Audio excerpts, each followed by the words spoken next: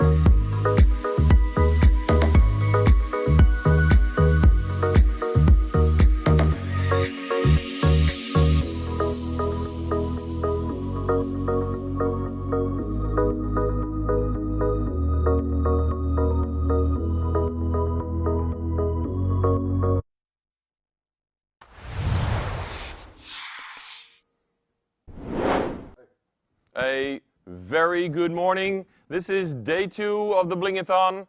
I hope you had a very good night's rest and that you are fresh and energized. And for the teams that are making this an all-nighter, I hope you made a lot of progress because fatigue is going to kick in.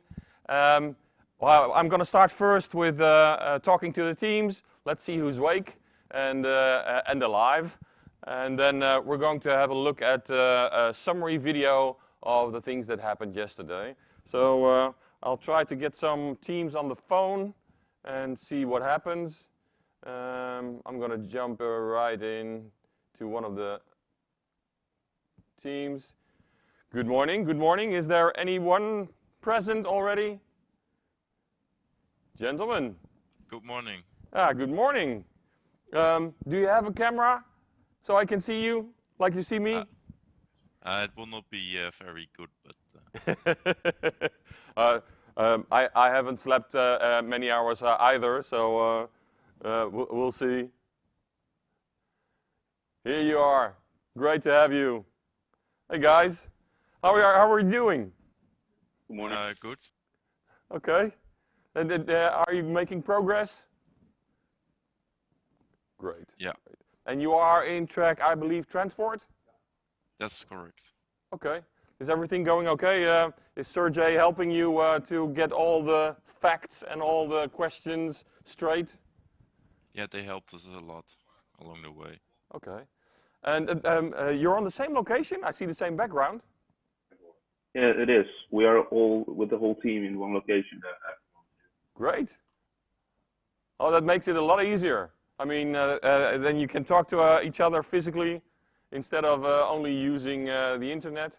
That's the best atmosphere you can get. I mean, I'm a little bit envious, right? I'm here in the studio talking to a wall and nothing more, and I long for the years that I was in a big studio with 10, 8, 15 teams.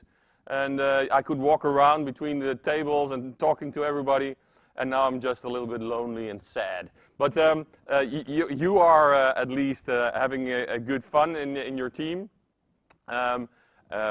It's less than 8 hours to go, less than 7 hours to go even.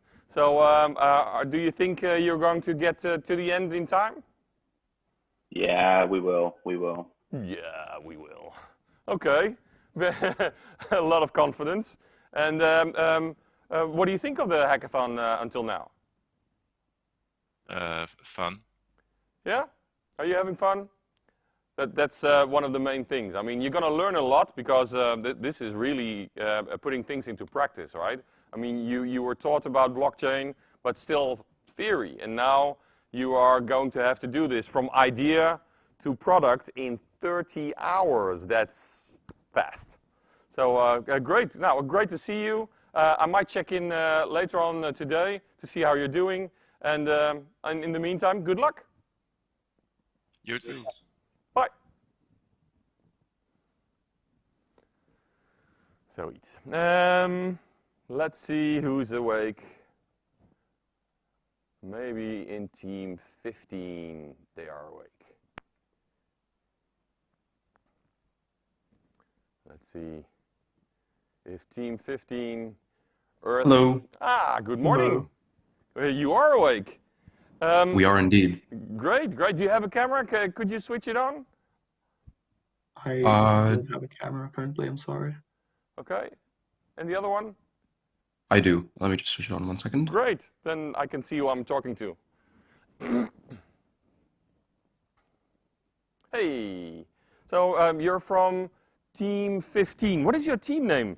Do I have? Oh yeah, the blockchain big brain team. Exactly, yes. Blockchain big brain. And which track are you working on?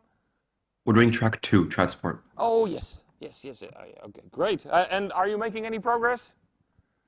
We are, yeah. We started making our actual prototype quite late yesterday, but we did make some progress. Great, great. And did you work all night or did you have some sleep? No, not all night, till like 12 or 1 or so in the morning. Oh, that's doable. That's one of the great things. I mean, a lot of people think about hackathons as working 30 or 48 straight, but you start making mistakes and having to debug a lot of code, etc. So it's very romantic picture of guys, very macho, working 2 days in a row. But as a programmer, you'd better not. You'd better take your rest, relax a little bit, refresh. That's why also we did the game and the pub quiz, just to have a diversion and just to do something else, get your mind set on something different. Well, great. For sure. Are you already working on a pitch, on graphics, on that kind of stuff? Yeah, we are. Some of our other teammates were working on that mostly yesterday, so we have to catch up with them soon. We'll see. Okay. And you, are you a coder? Are you a pitcher? Are you a UX design? What is your role within your team? A coder, yes. Me and Vince as well, both people in this channel. Okay, and what languages do you use for coding? We've written everything in JavaScript. Okay, yeah, that's what I use also. Great choice and a little bit easier than a lot of other Yeah. So great. Well, I might check in later today and see how you're doing. I wish you a lot of success. Thank you. Bye-bye. Thank Bye-bye. you. See you. Nou, we kunnen kijken of we er nog eentje kunnen doen. Als er iemand wakker is. Team 28. Some interesting stuff there, and then some articles, newspaper articles. Hello. Good morning. Oh, you're Good up and morning. running already. Very Yeah. well. Yeah. Great. I'm sorry to break into your session. You are Team 28. Do I have a team name of you guys already? Yes, we do. Donna, you came up with our team name. You may present it. Should I? Or Yeah, it was your idea. It was a great idea. Come on, share it. yeah, we thought maybe Team Cypher. Team Cypher. No, not maybe, definitely. Yeah. Yeah. Team Cypher. CIPHER? Yes, Yes, that's exactly. right. Great. Let me guess. You're in track 4. That's right. We are Yeah. in track Yeah. 4. That is correct. Fitting name. Okay. And are you making progress? Are you full throttle going on to to the final? That's right. Definitely. Okay. We are making progress, but it is a little bit early in the morning to go full throttle. Coffee first. Yes, hopefully once the caffeine starts to take effect. Yeah, I don't drink coffee myself, but I use this mate, which is a tea, which is a hacker drink. I don't know if you know it, but it's tea infused with caffeine, so I get my kick anyway. Great. You are the team from Sweden, I believe. Yes. That's right. Mainly from Sweden. Great to have you on board. You're the national team, so to speak, because you're only the first team from Sweden, the only one. So you have some reputation to uphold. I mean, I don't want to put extra pressure on your shoulders, but I do. We can handle it. We just want to mention something. You had added a fifth team member to us. Yes. But that person has not joined. So okay. The team member from India. Yeah, I guess so. Yeah, that was a no-show. Oh, that's a pity. But yeah, those things happen. So you're amongst yourselves, so to speak. Mart Wubben, that sounds Dutch. It is very Dutch. Okay, so the team Sweden has also got a Dutch a part in it. Influence, yeah, just 25%. Yeah, no, well, that's great. I mean, they need all the help they can get. No, just joking. Just joking. Great to have you guys on board. We always believe in cross-fertilization. Hey, the more ideas, the more creativity, the better, right? Right. Right. That's great. I think you're doing a great job. It's a very important topic you're working on, all right? Because national safeties are going to depend on it, and the judicial system is still working on paper and faxing things around. So if you could change that, that would be an enormous boost. And I think the token project would also have an enormous boost out of that. So keep up the good work. I hope you're going to go a long way in the finals. I might speak to you again this afternoon to see how you're doing. And I wish you a lot of luck. Thank you. Thank you. Thank you very much. Thanks a lot. Okay, bye. Bye. Thank you. Bye-bye. Bye. Ja. Dit was team 28 CIPHER. CIPHER. Charlie India Papa Hotel Echo Romeo.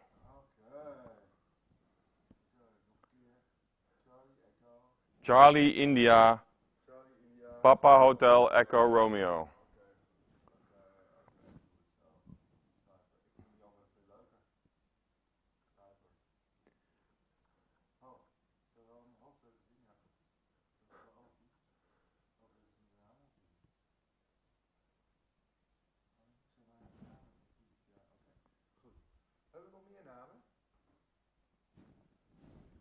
Ik heb team 15 is blockchain big brain.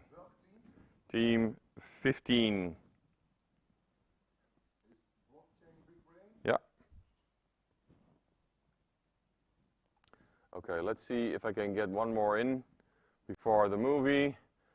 Most of them are still asleep. So. Team 27, well, let me see. I think I can go and hit team 27. Let's see if I can disturb them.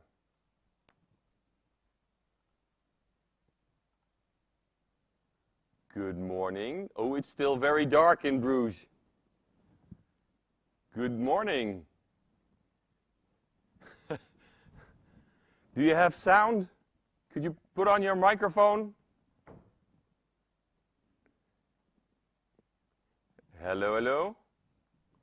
Is somebody receiving me? Could you add some microphone?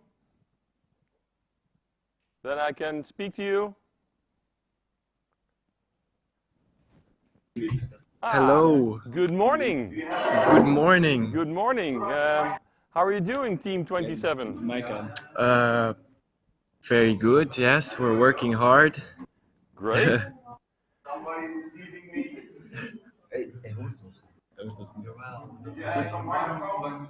You can see me in the background there somewhere. Okay. Yes, yes. But with a delay.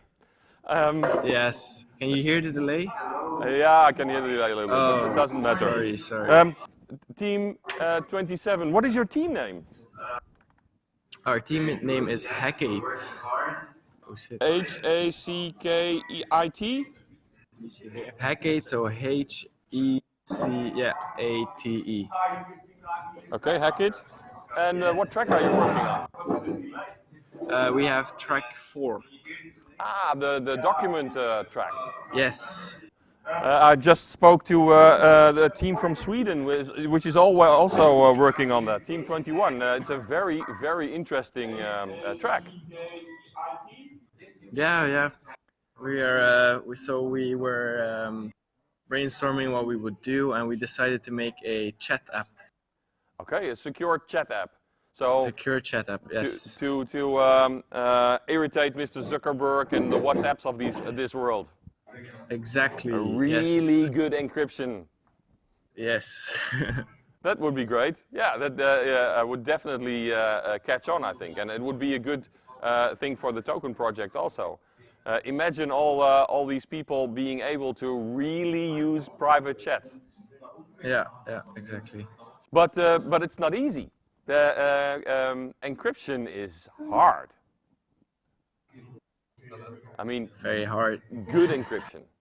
Good encryption. Right, so not even you will be able to listen in on people chatting with each other. That's the idea. Yeah, we need their trust. Yeah, great. Okay, there are more teams coming in, I see. Yeah. Okay, great guys. Hello.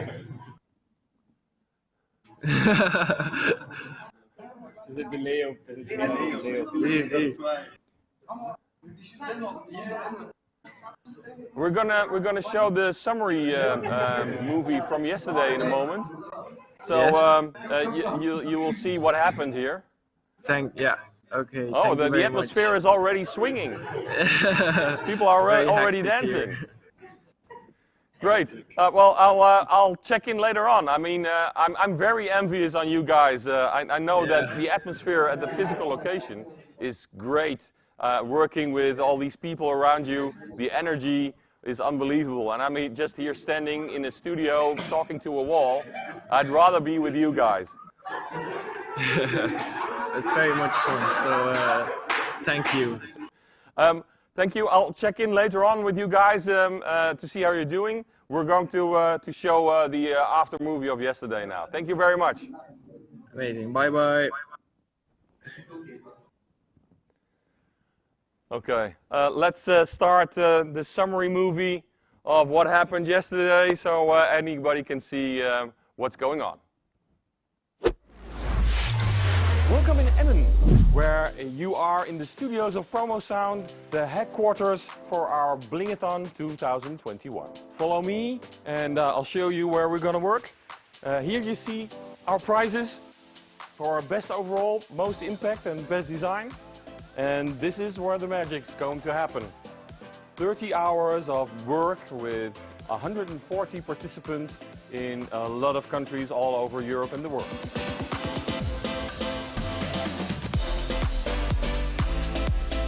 The Bling project is a North Sea region project with 14 partners, all working on government solutions for with the help of blockchain technology. This is our motto: eat, sleep, hack, repeat, where sleep is a little bit crossed over because you're not going to do a lot of that. Track number 1 is about energy, microgrids, when you want to sell your electricity to your neighbor and all stakeholders involved.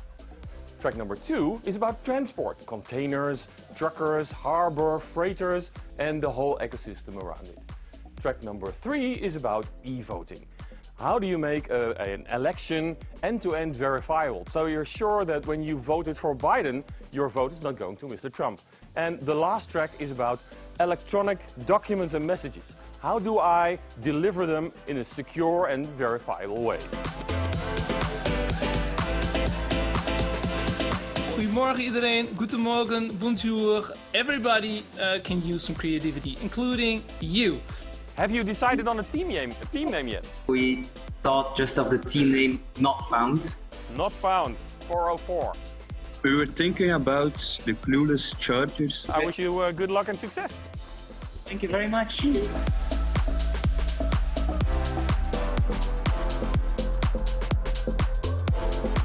To see how the people will use the token services and what they would propose beyond what we have.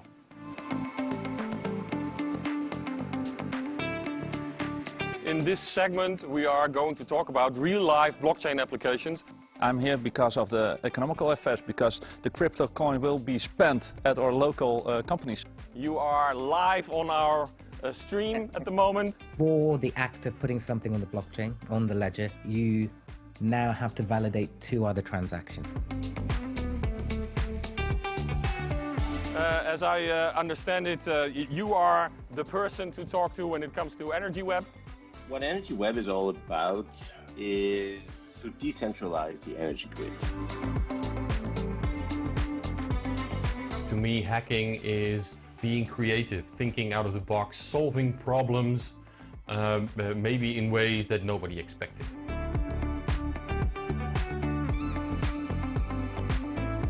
The thing what you are seeing now is the place where all the containers are shipped and placed. And I'll see you at the podium tomorrow. Bye-bye.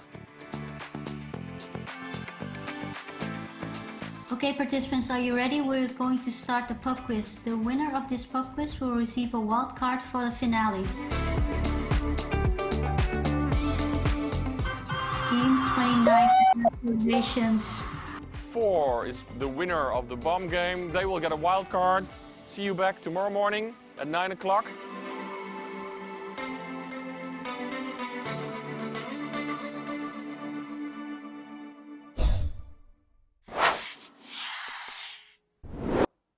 Okay, so that was an impression of what's going on here and a little bit of what's going on outside with all the teams.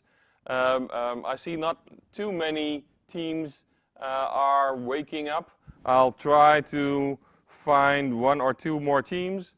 Let's see if there is a way to connect to the teams that are already working. Well, that's going to be a little bit problematic if I see it like this. No, I don't see any teams we could connect to. Then we'll go to pause and wait for our next item.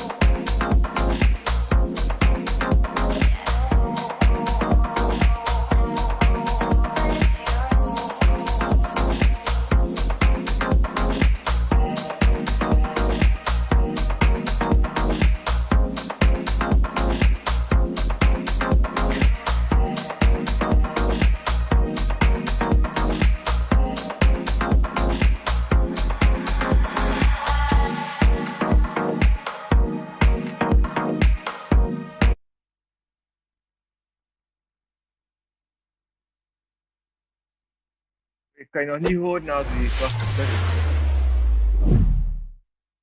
sorry.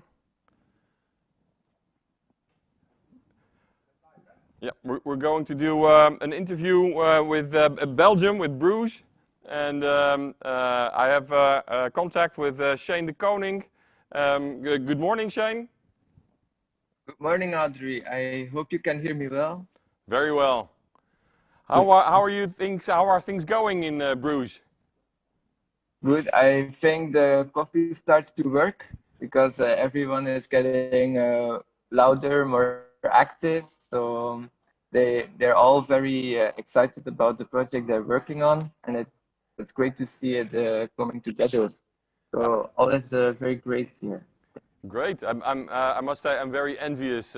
I saw some camera images of what you've got going on there, and it's super interesting. A very good atmosphere.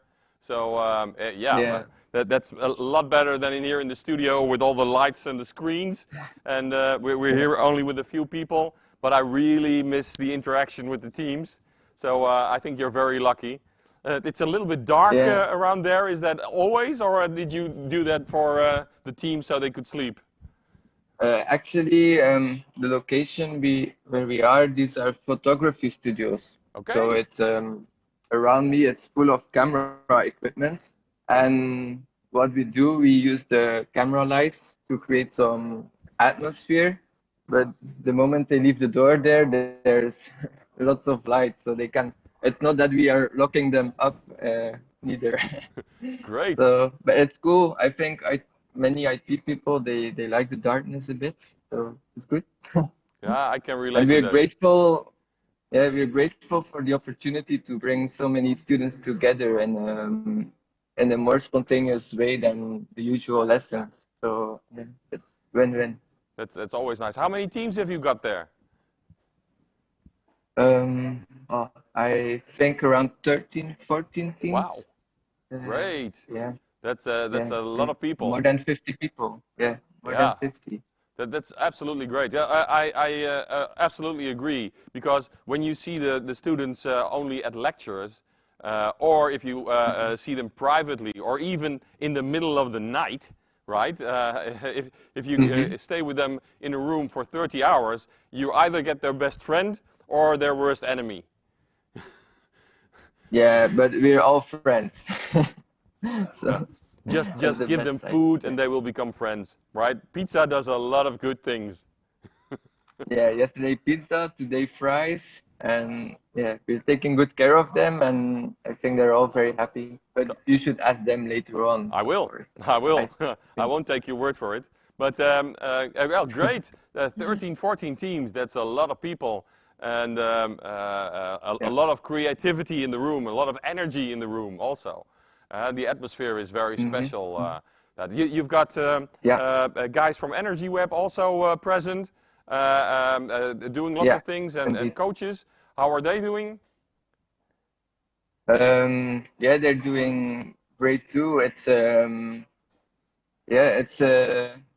great for the students also to usually projects is something they scroll on the website or they read about, and now they have people really talking about the story and bringing it closer to them.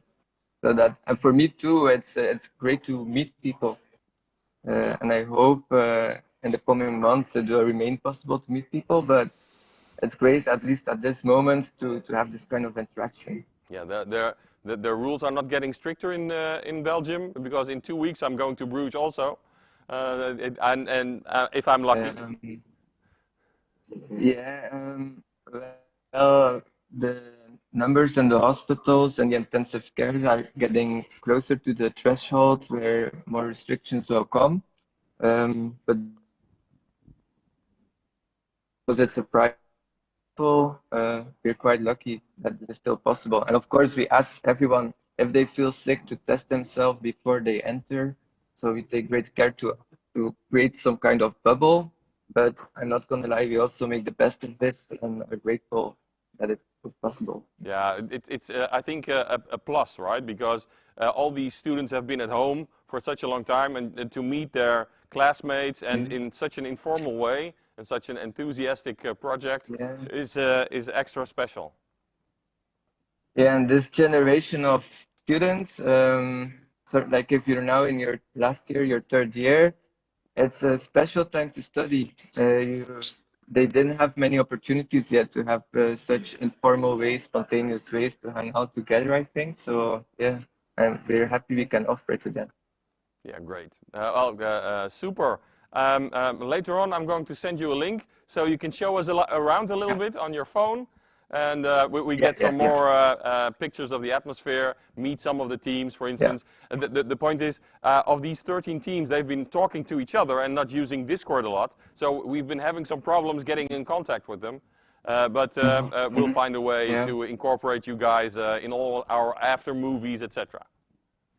Yeah, because we also have two big screens that are here where we also show the live stream. So that's why sometimes presence can feel lower, but they're here, they're watching.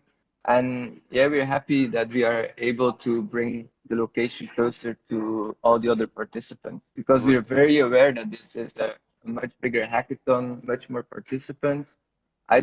Me and walking around here, I don't see as much the communication they are doing on Discord. I think they're also with the challenges, they're talking a lot on Discord, but yeah, it will certainly help. Great. Okay, great. Well, I'll talk to you later. Thank you very much. Great. Thank you for the talk. See you later, Adri. Bye-bye. Bye. Okay, well, we'll see if we can contact them later on, and how we will get some pictures and moving the camera around at the location. For now, we are going back to the pause screen, and we'll back with some more information later on.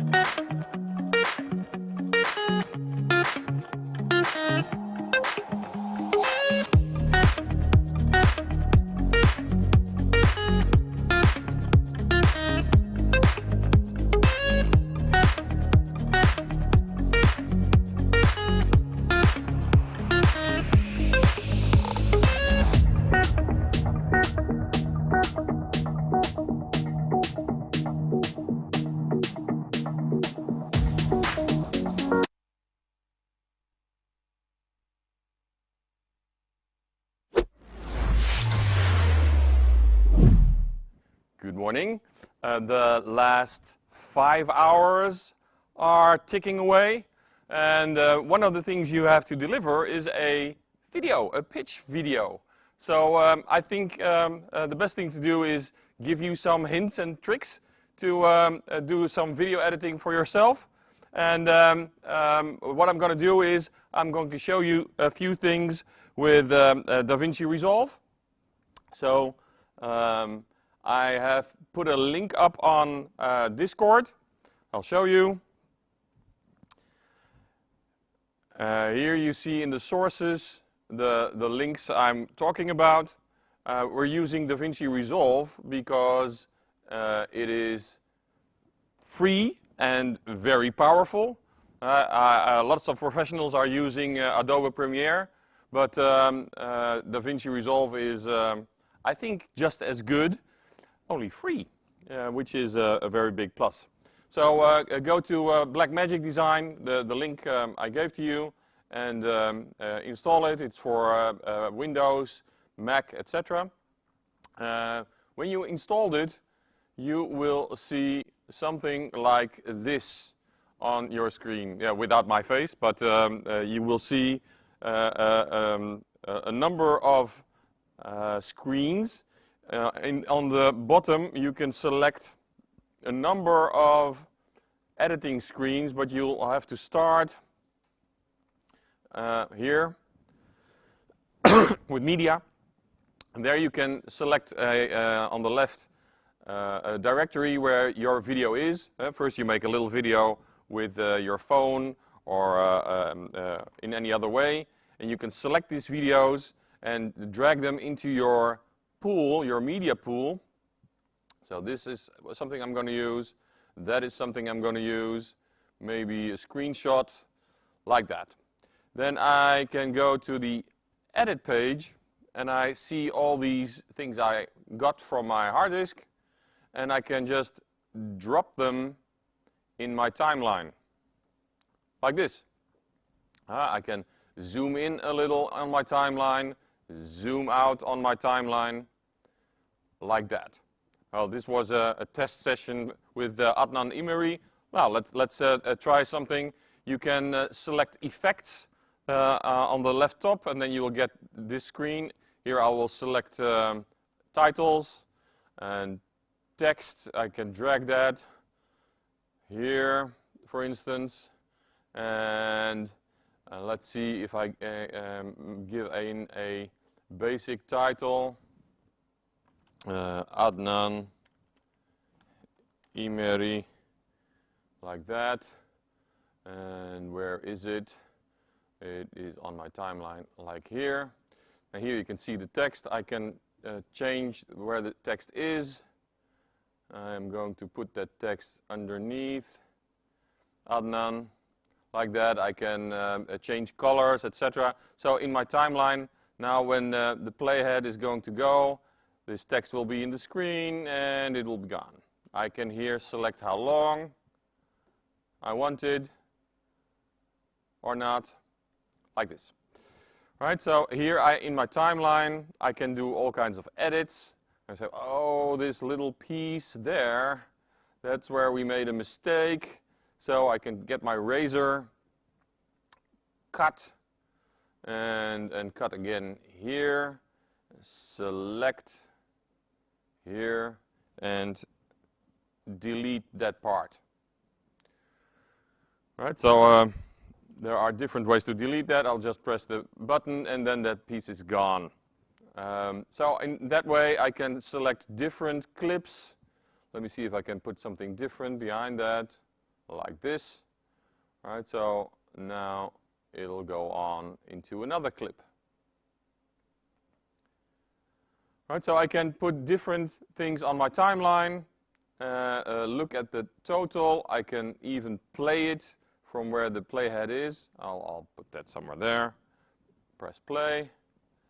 Right, and look what happens. I've put out the audio. I switched that off so you can hear me instead of that movie.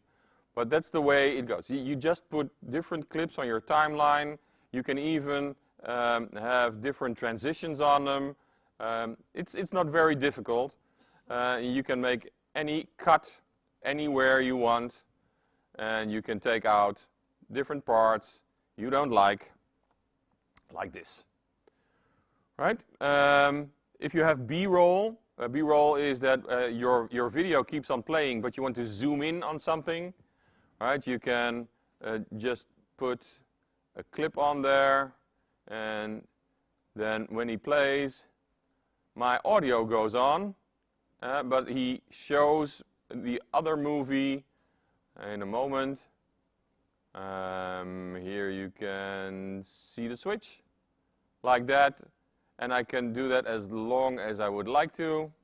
Then the audio goes on of the original, but the B-roll is on top. And he will switch back. It's all pretty simple.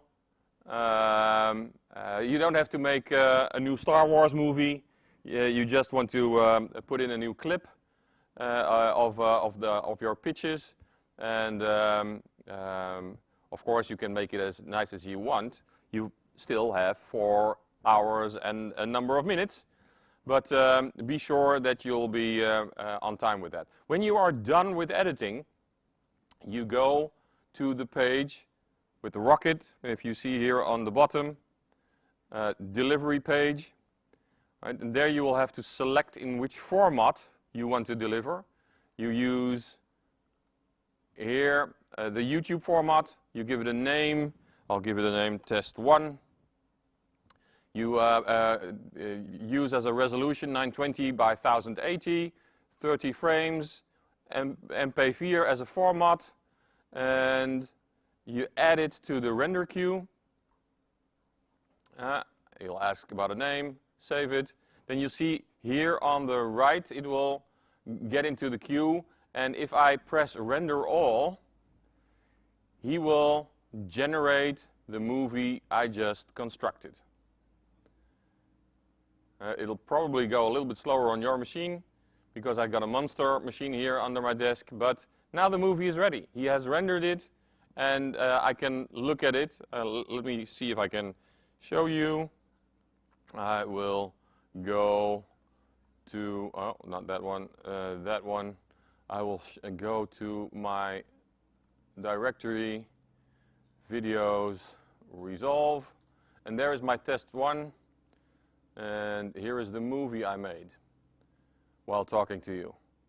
Right, it's 1 minute 43, so we won't look at it till the end. Here is the title, it's gone. Switch to the other clip. Then we'll wait till he shows the B-roll. That's all footage, test footage from one of our meetups, online meetups we have in Blockchain Lab. And let's see, here is the title. And there is the picture I put on top of it. It's all really simple. It's not rocket science. But if you have any questions, I've put a number of Google links on the Discord. Here are a number of tutorials you can use for beginners in Resolve. Like I said, it's very, very powerful. So if you only use the basic functions, that'll be more than enough. This afternoon we'll have a video expert also. So if you have any specialized questions, then you can ask Jur this afternoon. But for the moment, I think this will do. Remember, the delivery is important. So don't put this up to the last 5 minutes for generating your movie. Your product, of course, is the most important thing. Your concept, your idea. You'll have to show that it is a viable product. But the way you present it is also important. The wrapper is the first impression that the jury will get of your product. And I've seen too many times that teams underestimate that part of the hackathon. So start with preparing for your pitch. Think about the stories. Think about all the aspects Bob yesterday evening told you about at the pitch training. And look how you can make a nice movie out of that. Okay, that's it for now. If you have any questions, you know where to find us. And good luck with editing your movie.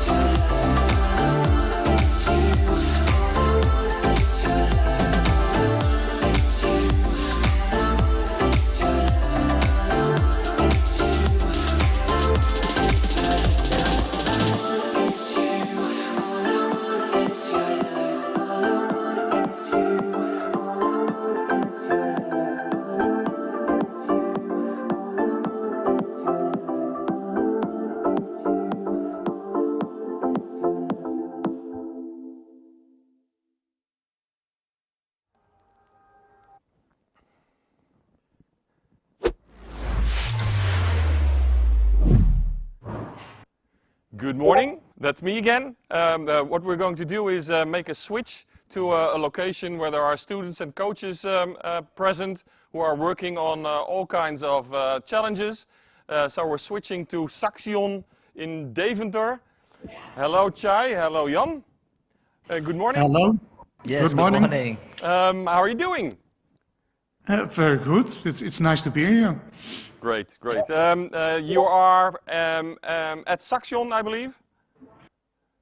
Yes, we are at Saxion, but at a special place. It's they called a gasfabriek in Deventer. It's the place to be. Also, you have a location as the gasfabriek in Amsterdam, or some kind of locations. Yeah, cool. Those are mostly very inspiring locations. Yeah, there are a lot of startups around here. Also, startups working in the field of blockchain. Cool. Yeah. Cool. And how many students do you have at the location? Right now we have 8 students at the location, and there are another 7 or 8 students working from home. So you're having a hybrid event of yourself, and yes, online and offline working on challenges. Okay, great. The energy is very high here, very high intensity. It's really cool to see this. Yep.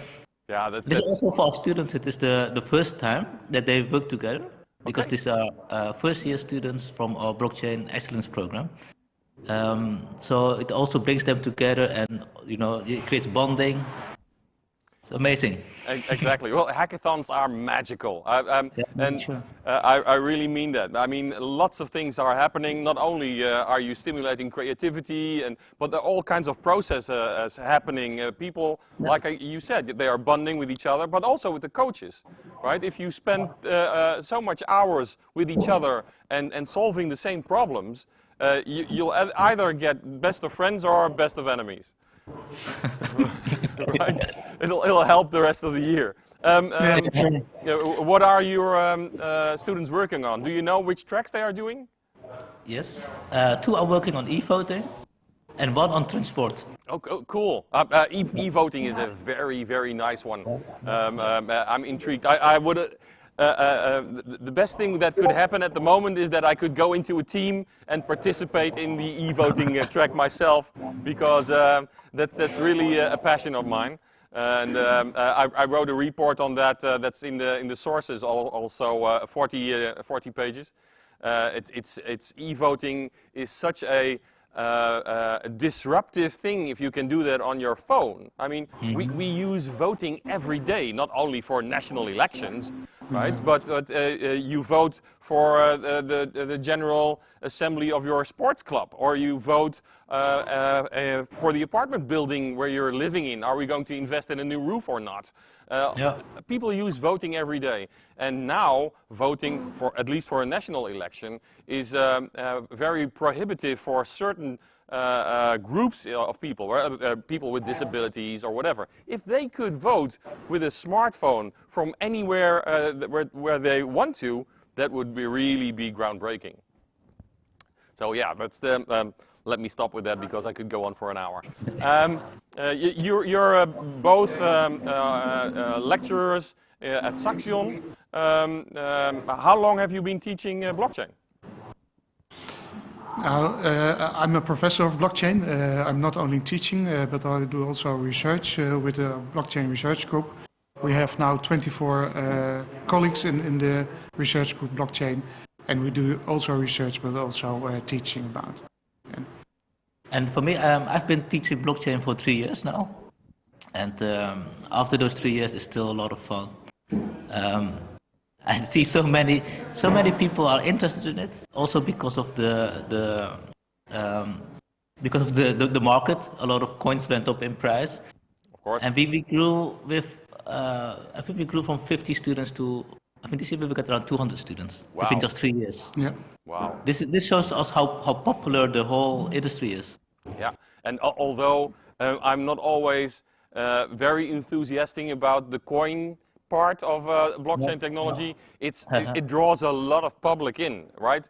And once they're infected, we can do all kinds of other stuff with them and teach them all kinds of other technology. But a lot of my students also got infected from Bitcoin and other speculative vehicles. And once they're interested in blockchain, hey, that's okay, right?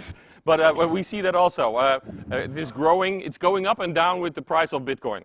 Right? So if Bitcoin would go down to 20,000 next month, then the interest would slow down a little bit. But it'll still be there. And once you tell people about the nearly unlimited possibilities that you have with blockchain applications, well, they want to change the world. And in the end, this is what it's all about. It's all about the use cases. Absolutely. It's not about the coins, it's about how it can improve people's lives. Yeah, and a lot of, like you saw, we had IOTA yesterday here in our stream also. Yes. IOTA protocol has a lot of great tools, but they also are looking for use cases. Right? So the thing we are doing with the energy knip in Emmen is something that is very interesting to them, because everybody's been talking about local coins, etc., but not too many are doing it. So, and now we're doing it, and IOTA says, well, we want to take that use case and show it to the world. Yeah. So if you have something, if you made something at your school or with your students or whatever, right, because the energy knip is also programmed by our students, if you have something, the whole world is interested to see what you're doing. It's a great great banner, a great flag with opportunities you can put on your school, the blockchain school. Right? Great. I'm always very enthusiastic about these initiatives, about schools that are daring to leap into the future, because to a lot of schools, blockchain is still very frightening, and they don't have the knowledge to teach their students, right? Even if they wanted to. How many people are teaching blockchain in Holland? Not too many. Not many. Not enough yet. Not enough. That's the right answer. But it needs a little bit of time. But it's coming when you see it on the education side. You see it a little bit at the Hogeschool Utrecht, University of Utrecht, de Haagse Hogeschool, Windesheim, Zuid. They recognized it, but they have to do a lot of more developments and with students and with the working field. Yeah, but it's coming. I think it'll at least will take a year or 5 to get it mainstream. No, I think about 2 years. Okay. I said it for 2 years ago that the adoption of blockchain will become in 5 years, and so we have 3 years time to left. It's going very, very fast, faster than we think. Yeah, probably. You're probably right. I mean, it always goes. It always goes faster than we think. And great. So the students are working. Do you have a room at Gasfabriek where they can work, or how does it work? We have a whole building for us. Yeah. Okay. That's great. Are they in the same room? Could you turn around the camera? We walk over there. We will show you, give you a small tour. Great. So this is the room that Jan and I was in, just for the small interview. Great. I'll put you on full screen. Yeah. And this is the main hall. Super. And you can see that the students are working there. And we also have some teachers, some coaches who are helping them out. Yes. And this is the main stage. we have a lot of rooms here as well. Let me show you. Here there's someone else. You got working. physical breakout rooms. Yes. So we have a lot of space here, but it's really great. Yeah, well, I love a lot of space. It will increase creativity if you have so much room, right? It's like having a white canvas which invites you to do something with it. Yeah, indeed. That is that's super, very good, well organized, and well then you give them a little bit of pizza and you give them a little bit of Chinese food and some breakfast and they'll run with it. Right? Yeah, indeed. Yeah. Well, great. Yeah, Super. Yeah. So, Adri, thank you very much for organizing this. Jan and I have a great time, the students as well. Yeah, these events are, like I said, magic, and they cost a lot of energy. But they also give a lot of energy. Our hackathon started months ago, but for me personally, it started Thursday with building up here in the studio, etc. So today at 9 o'clock this evening, my battery will be at 0. But I'll have some time to catch up my energy tomorrow. And but until 9 o'clock is still a lot to go. The pitching movies, the final rounds, etc. It will be very entertaining and very exciting for the teams. I'm very excited to see what they have made, what they come up with. It's always very nice to see what they invented. I mean, for them, of course, they are pushing their boundaries of what they did. I mean, you know yourself, when you develop a new product, it'll take weeks, months, or even years. And now they're doing that in 30 hours, right? That's a little miracle in itself. And to see what they can achieve in those 30 hours is always a big surprise for me, even if I've done so many hackathons, but also a surprise to themselves. If they are relaxed in a few days and they come back to Earth and they look back and said, we made that in just 1 weekend, right? If you can achieve that in 1 weekend, what can you do in 1 year? Yeah. So that's great. Thank you very much, gentlemen. Maybe I'll check back in later with one of the teams later on and have a little chat with them. But it was great to see where you're doing your own hybrid event, and it was nice speaking to you. Okay, yes. Thank you. Okay. Bye-bye. Bye-bye. Take care, Adri. Bye-bye. Okay, so that was interview number 1. Let's see if I can organize the next speaker. He is not online yet, so we'll have a short intermission, and I'll be back in a few moments with some pictures, some movies, some videos from the location in Bruges. Okay.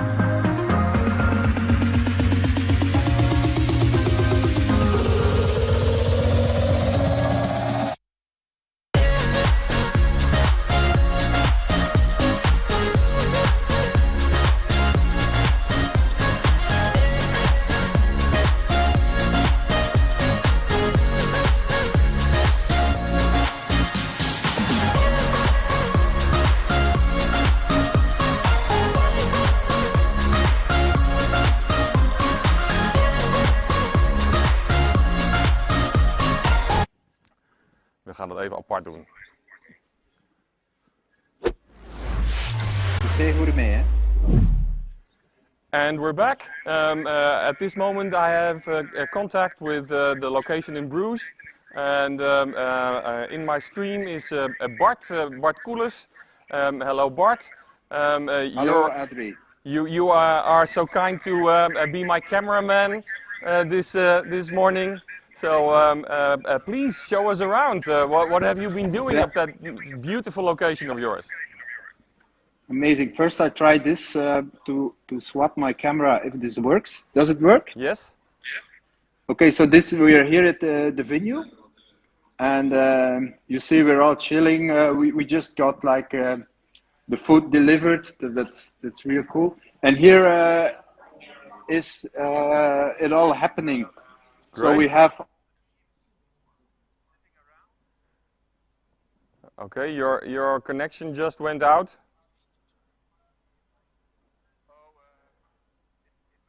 Yes.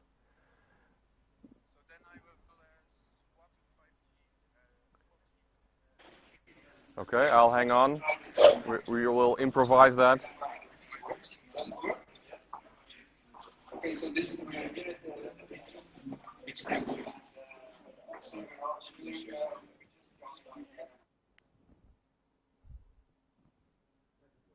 Okay, the connection is gone totally. So we'll wait a little moment before Bart is being able to reconnect again. The location in Bruges is at a makerspace where 12, 13, 14 teams, I don't know exactly, are working on all kinds of challenges. And they organize it very well. It's a very inspiring venue. And I see we have a connection again. Yeah, you're back. Kan ik het reconnecten? Yes. Ja, ik heb, ja. And here we are again. You're back.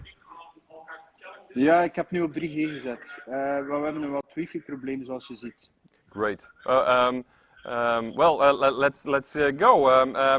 Here you are at the part where you have your lectures, and this is Yeah, so it appears if we enter this room that yeah, we get like a high load on Wi-Fi and it's like dropping. I hope it works now. It's still working. So it's working? Yes. Oh, amazing. So here you see all the teams hacking. Great. And they're really at work. So this is a team, they're like system goes boom, yeah. They do a lot of nice things. And by the way, we're now like working on some Blingathon NFTs as well. Just doing some stuff. Here we have a very busy team. They've been like working all night almost. They're doing the transport, right, guys? No, the documents, digital documents thing. Yeah. Really motivated guys. So here we have somebody from the Netherlands with an international team. Belgium, Netherlands, and some others. We have more teams here. I hope the connection still allows us to show. Even behind the curtains, we have people. It's really dark. I think they're preparing their video. Yeah, it's very dark here. And here, an amazing team. And they're actually the winners of the pop quiz yesterday. Aha! So they have Dries, and Dries is their secret weapon. He knows everything about music, Yeah. apparently. Well, so they are in the. They also have. Tell me. They are in a very comfortable situation where they already know that they're going to the finals. But if they have a good solution, somebody else will go to the finals also. Yeah. The challenge is, of course, reaching the finals wasn't a challenge, but now they have to like make it happen. So the pressure is really high. They kept on coding all night. This is the bet of Dries from last night. They had a very short night. But they were very happy to have the Blink t-shirts in their box, so they could have something like that's not really smelling a lot. But it's I can like continue. You know, we have that team's already here, and here we have an energy team as well. They're now doing some mock-ups and some user interface things. They will shortly start running the video. And this is a team that works on transportation. Also really dark room here, but yeah, they like it like that. Yeah. Real coders. Real coders work in the dark. Yeah, real coders work in the dark. So guys, are you going to win? Probably yes. Okay. Oh, okay. Everybody's real motivated, and you see the drinks are really welcome in the box. The soup, yeah, it's really helpful. Great, great. So yeah, I hope this helps to get like a little taste of absolutely how it's going on here in Bruges. Absolutely. Really, it's nice to see that you're doing so well and that everybody is having fun. I mean, hackathon is not only coding and working, but it's also learning and doing and having fun. So it looks great. We haven't been able to contact all these teams because they've been talking to each other at the table instead of on Discord, I understand. So it was great to see them. Correct. And there's also a big learning from us. If we organize something like that, we have to make sure that the Wi-Fi is outstanding. Yes. Because there's another team who didn't. So behind the curtains, there are teams like you guys. You're live on stream. So yeah, are you going to win? Yes. Yeah. Well, they're all going to win. Everybody's going to win. So, but everybody's really like doing great job. They're just like continuing, and they have read what's on the t-shirts. Yeah, it really worked to motivate them. That's good to hear. Okay, that's great. Thank you for showing us around, Bart. I'm really confident you are stimulating the students to do lots of nice things. I might check in with some of the teams later on, so I hope they connect to Discord now and then then I'm going to talk with them there also. Okay, amazing. Thank you very much. Bye-bye. Okay, so these guys in Bruges are really doing well, and it's nice to see how all these students are working together in one place. I've said it before and I'll say it again. There's a little melancholic feeling. I'm a little bit jealous that they are working in this great atmosphere with so much energy on all these beautiful use cases. And I cannot wait for this pandemic to end so we can really join them and be in the middle of all this bustle and enjoy working with all these young people. Okay, so you have now seen Saxion Deventer and you've seen Ho West in Bruges. We'll go on with our normal program and see you guys later.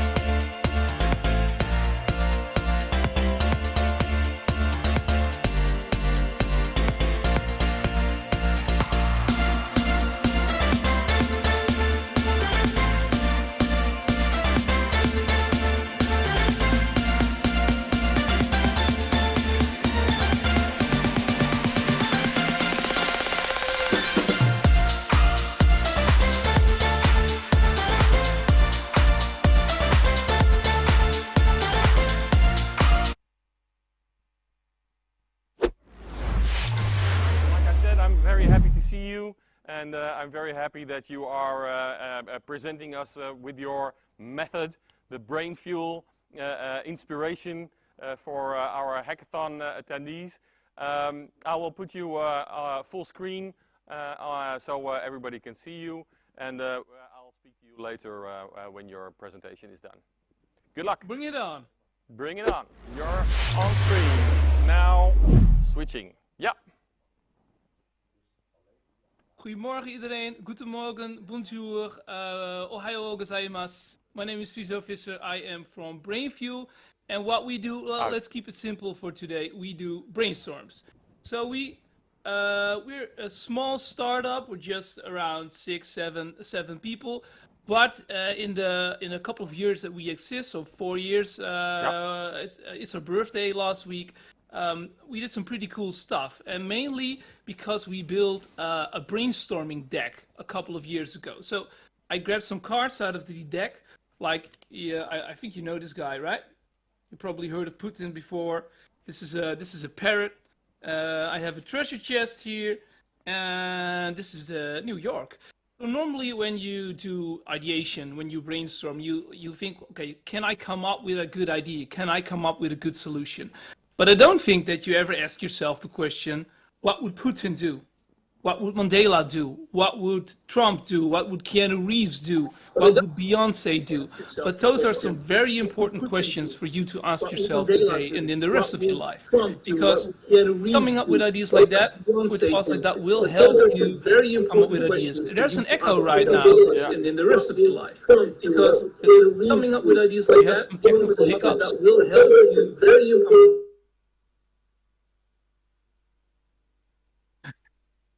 Do you feel it's better. It was Ralph. It was your fault, Ralph. Okay, so I'm back. I'm not hearing myself 1,000 times. It's great. So these funny card tricks that I just showed you, they're a little bit more complex than what I just told you. But we do that for lots of companies, for governments, for rappers, for the Disney company, for Greenpeace. Everybody can use some creativity, including you. But what is creativity? You know, people are all about innovation. Innovation is this, innovation is great, we all need to innovate. But creativity is just as important as innovation, if not more important. You know, you can't have innovation without creativity. It's not possible. And let's take a look at the definition that's on the screen right now. Creativity is a phenomenon, sounds cool, whereby something somehow new and somehow valuable is formed. That's what creativity is. You're not just toying around, coming up with funny stuff or making art. That's also creativity. But coming up with solutions, with new solutions for problems that nobody ever came up with before, that's also creativity. It's all about creating something new and something valuable. So even if you have the feeling, I'm not creative, you can create. Everybody can create. So everybody can be creative. You were born creative, actually. You know, children are creative, and that's why we often call creative people childish. Like, my parents still call me childish, but I said no. I create. I'm a creative guy. So, before I dive in the brainstorming methods and the tips for you, you know, this is a scar, and this is a creative way of using a scar for art. But I like what this picture symbolizes for me. You know, you might have ever heard of the term creativity scar, and it actually means that you have a memory, almost traumatic memory from your past when you were in school and you made a beautiful drawing or you wrote a story and you showed it to your teacher and he was like, no, this is not good. Or you showed it to your parents. I made a beautiful drawing of the Teenage Mutant Ninja Turtles, for example. It was really good in my memory. And I showed it to my mom and then she said, you spelled turtles wrong. And I was like, no, this is my life's work. It's not about the spelling. It's about how I drew it. So those are almost traumatic memories that we have a lot of. Most people have a lot of these from during their childhood, in which you created something and then someone else said, this is not good enough.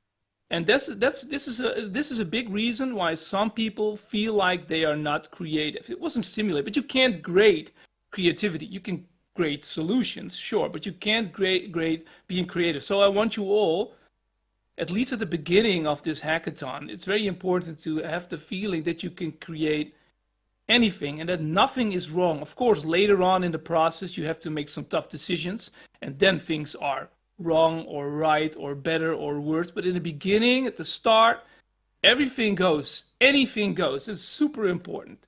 So on to the tips. These letters, I'm sure you guys can read, but this stands for how might we.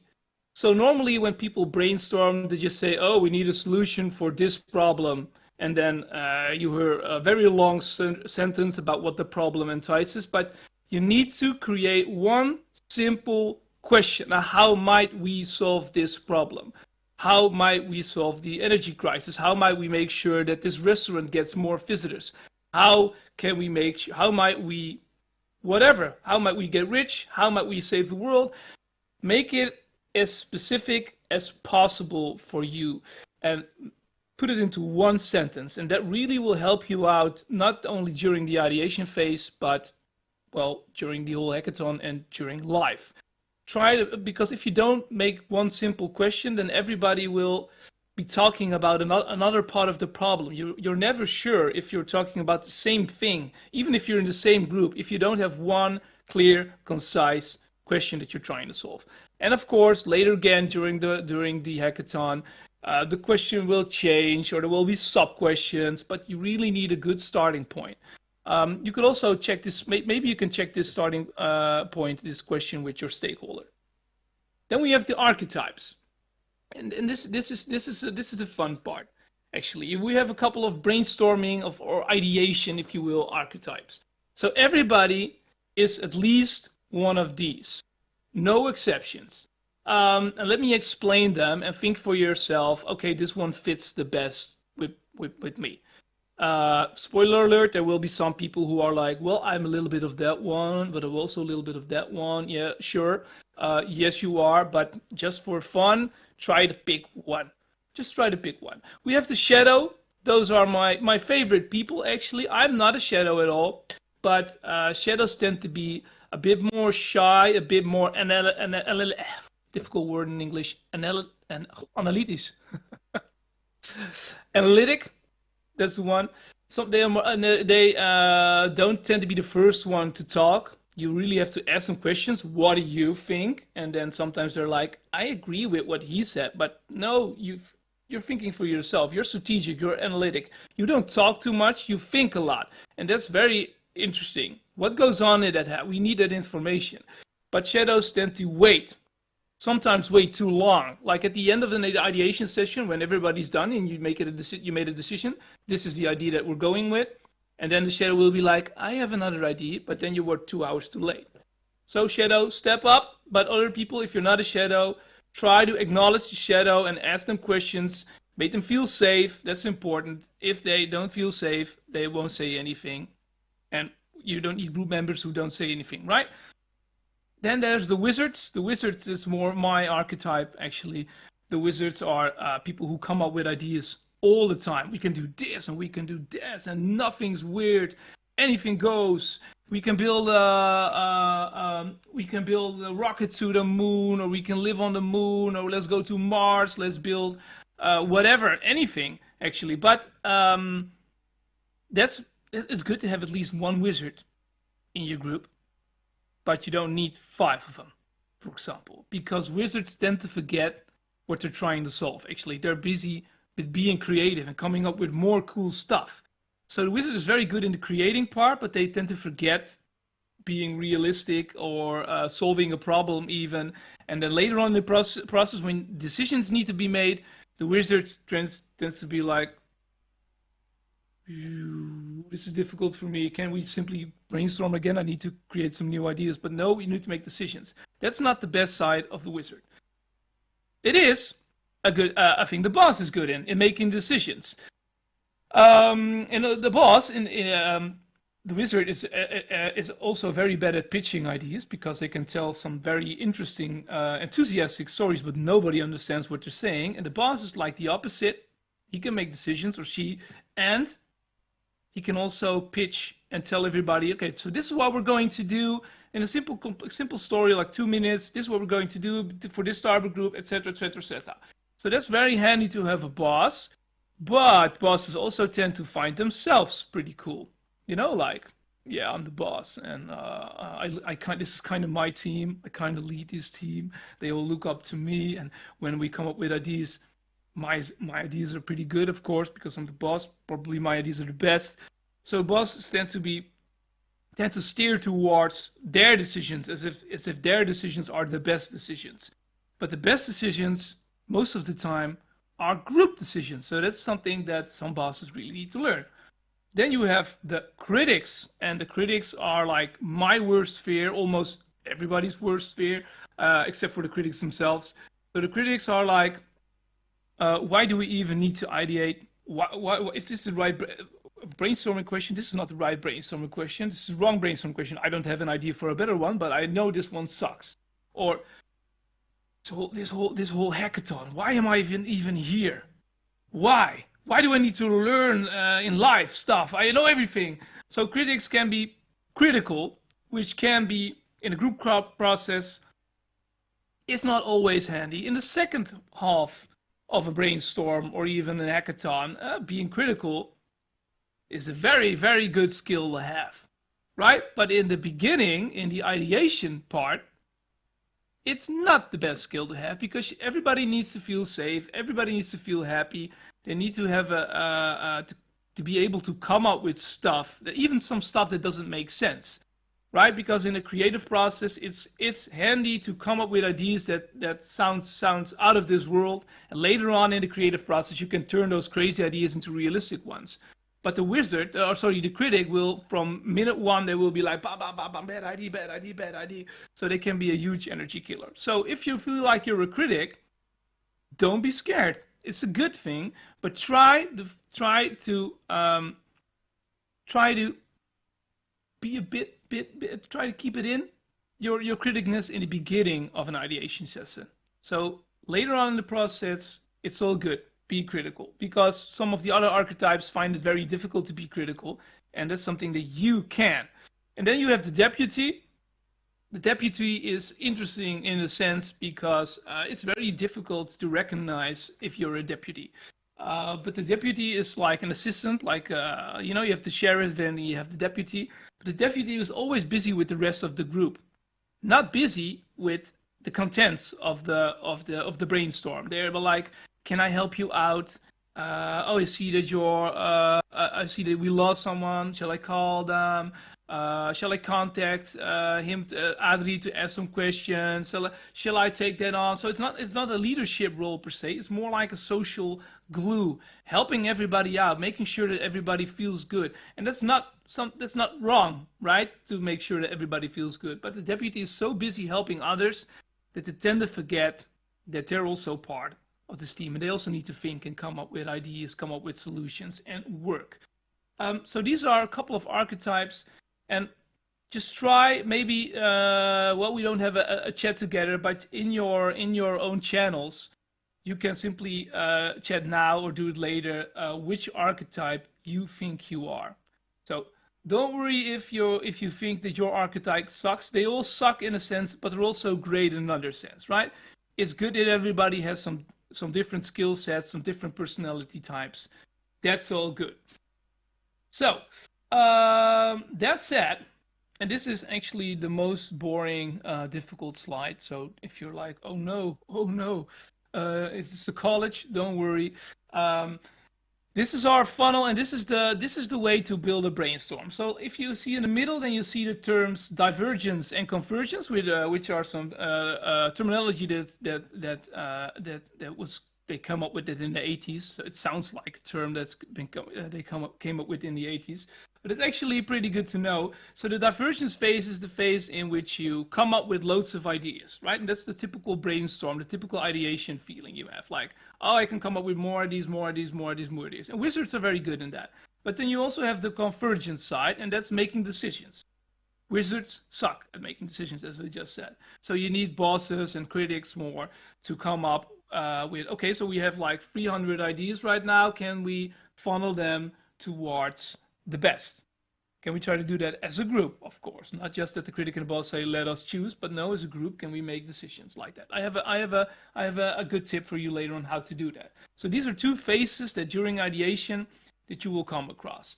But of course, after the convergence phase, there's also a final decision that you need to make, and I think that's a phase on itself. Like, okay, are we going to make this decision right now? Who will make this decision? On what info do we base this decision that this is the right decision? So you really, as a team, hold each other's hands and say, okay, this is the one.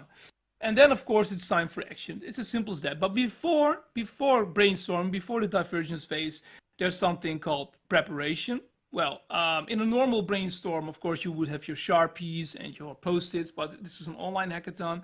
But there are tools like Mural, and I'm not sure if you heard of Mural or Miro or tools like that, in which you can super easily brainstorm on online whiteboards. And actually, there's a 30-day trial, if I believe, if you don't have it. And it can all be free for you. It's awesome if you really need to brainstorm. Because if not, you will be chatting and you will be like, I have an idea, enter. I have an idea, also enter. That's not really a brainstorm. So try to look up Mural or Miro. And then there's the warming up, because normally when you oh no, spoilers. Ooh, I went too soon. I was too fast. Normally when you work out, if you work out, you would do a warming up, right?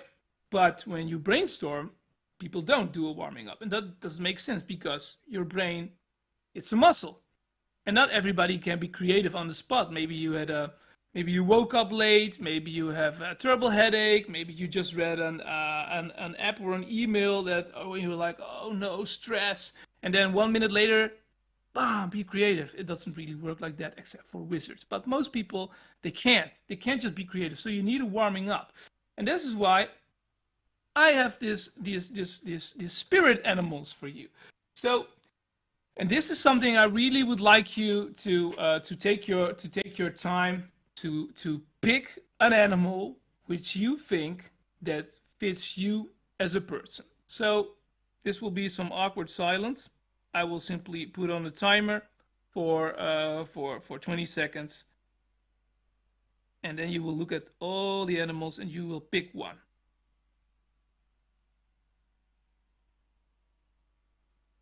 Should have brought some waiting music. Or my singing voice. Left it at home.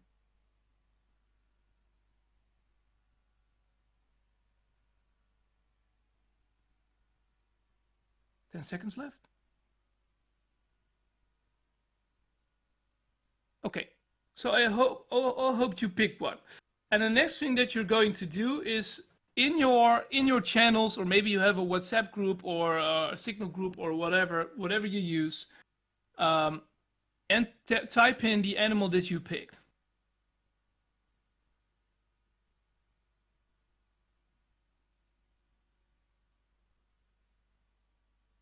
Another awkward silence. Very good. See some people doing exactly as I asked them. Points for you. So the next phase, and so for some people this might be weird, but remember ideation, you try to find ideas, come up with ideas that are like, wow, how did we ever came up with this? That's good. So for some people, don't worry, this will all make sense in the end. So you chose an animal for yourself. Maybe you share it with your group. I hope so. And now you have to think what you have in common with that animal, and you need to tell your group. And if you don't do it now, I kind of expect you to do this later. This is an important part of ideation, warming up. So let me just pick one. I'll pick the snail. So let me introduce myself as I would do using the snail, so you can do that later on with your group. And yes, this will be awkward. I told you so. So I'm Friso. I'm a snail.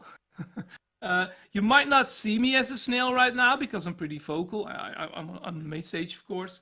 I move a lot. I use my hands a lot. So I'm high in energy when working. When I'm not working, I'm low on energy. I'm super low on energy. I'm lying on the couch like this. I'm gaming. Curtains are closed, Gothic music is on, and I love being alone in solitude. So I have a family, and I of course I go to go outside to the park with them, and I cuddle them. But I also need my gothic moments in solitude. I need to have some moments in the week that I can be very slow. And my phone is out most of the times. You can't even reach me. So some people who see me during the week and then see me again in the weekend are like, well, is it the same guy, or is there something wrong with him? But no, I really need to charge my battery, if you will, or maybe I'm just in my shell. I'm hiding in my shell, and then on Monday I'm back. So this is a slightly awkward story about me that you would never tell anybody, right? This is not a normal way to introduce yourself, but but this really taps into your creative brain, doing stuff like this. So try to do this later on, and if you pick a snail or a mole or a cat, it doesn't really matter. Just try to come up with something. So this is the slide which has warming up, and if you do a warming up, why don't you do it with brainstorming? I just told you, but now I have.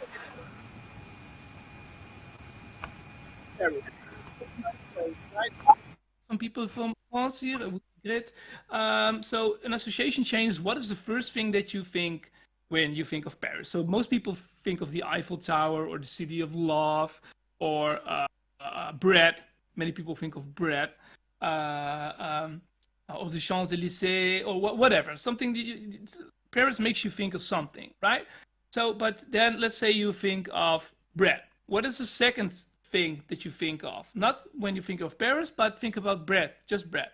If you think about bread, then I think about a knife. I need a knife. And when I think about a knife, I think, oh, this is going somewhere dark. I think about stabbing, and then I think about prisons, and I don't like where it is going.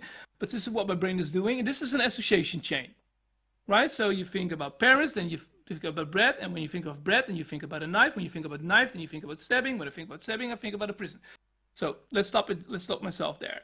So, for example, this is an association chain I came up with a couple of months ago, like Paris, study trip, bus trip, motion sickness. I told you I'm a gamer, so I used to game when I was in the car or in the bus, and then I always got sick.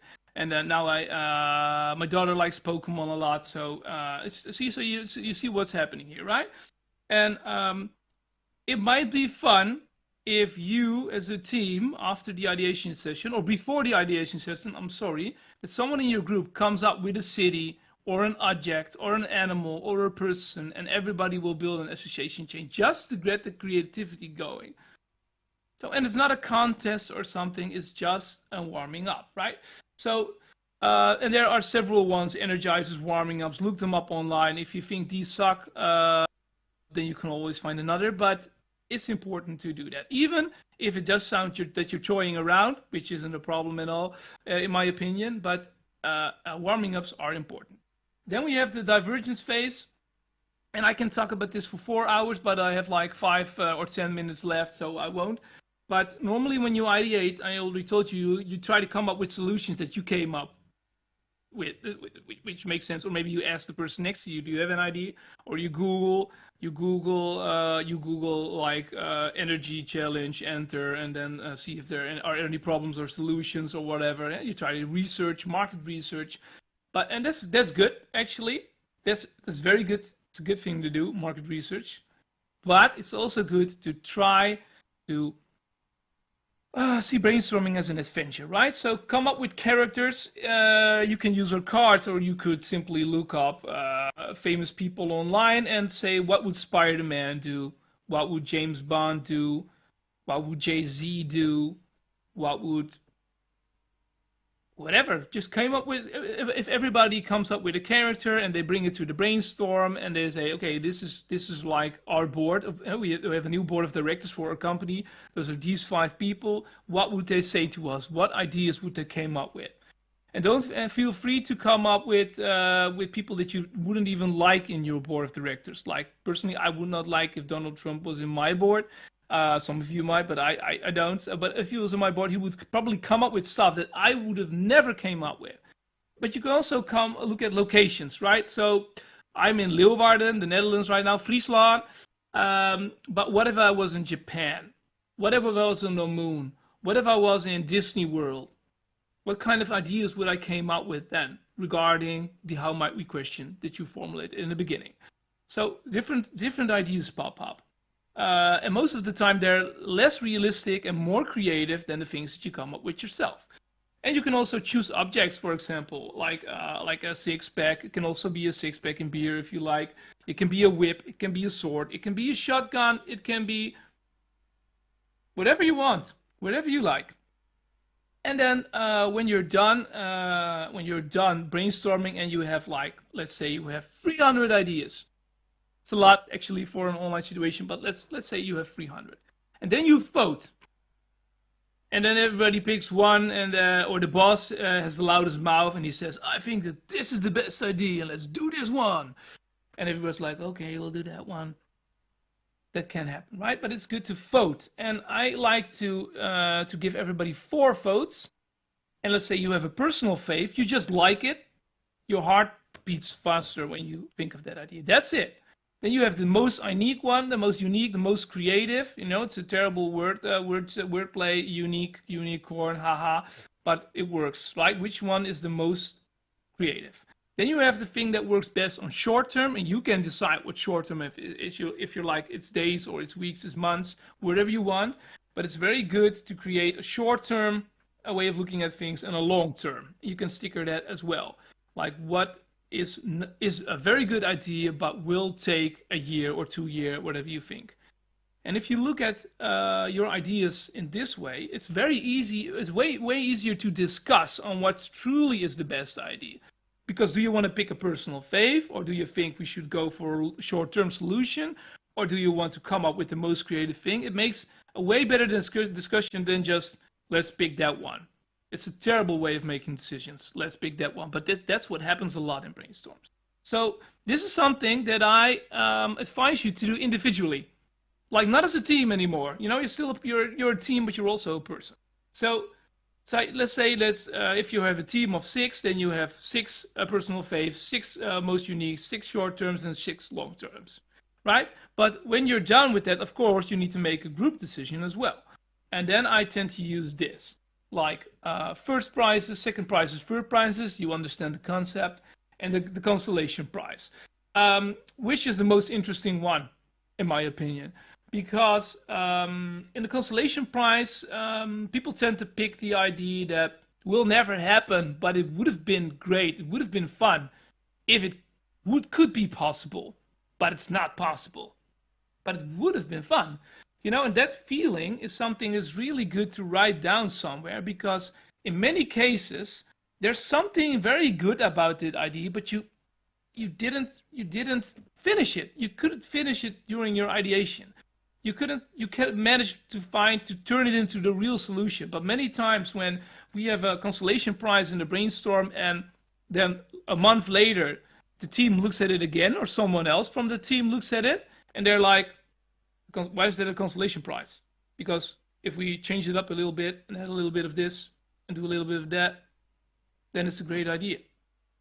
So sometimes the consolation prize is even better than the first prize, but you don't know it yet. But that's why you need to write the consolation prize down as well. And this is a group activity.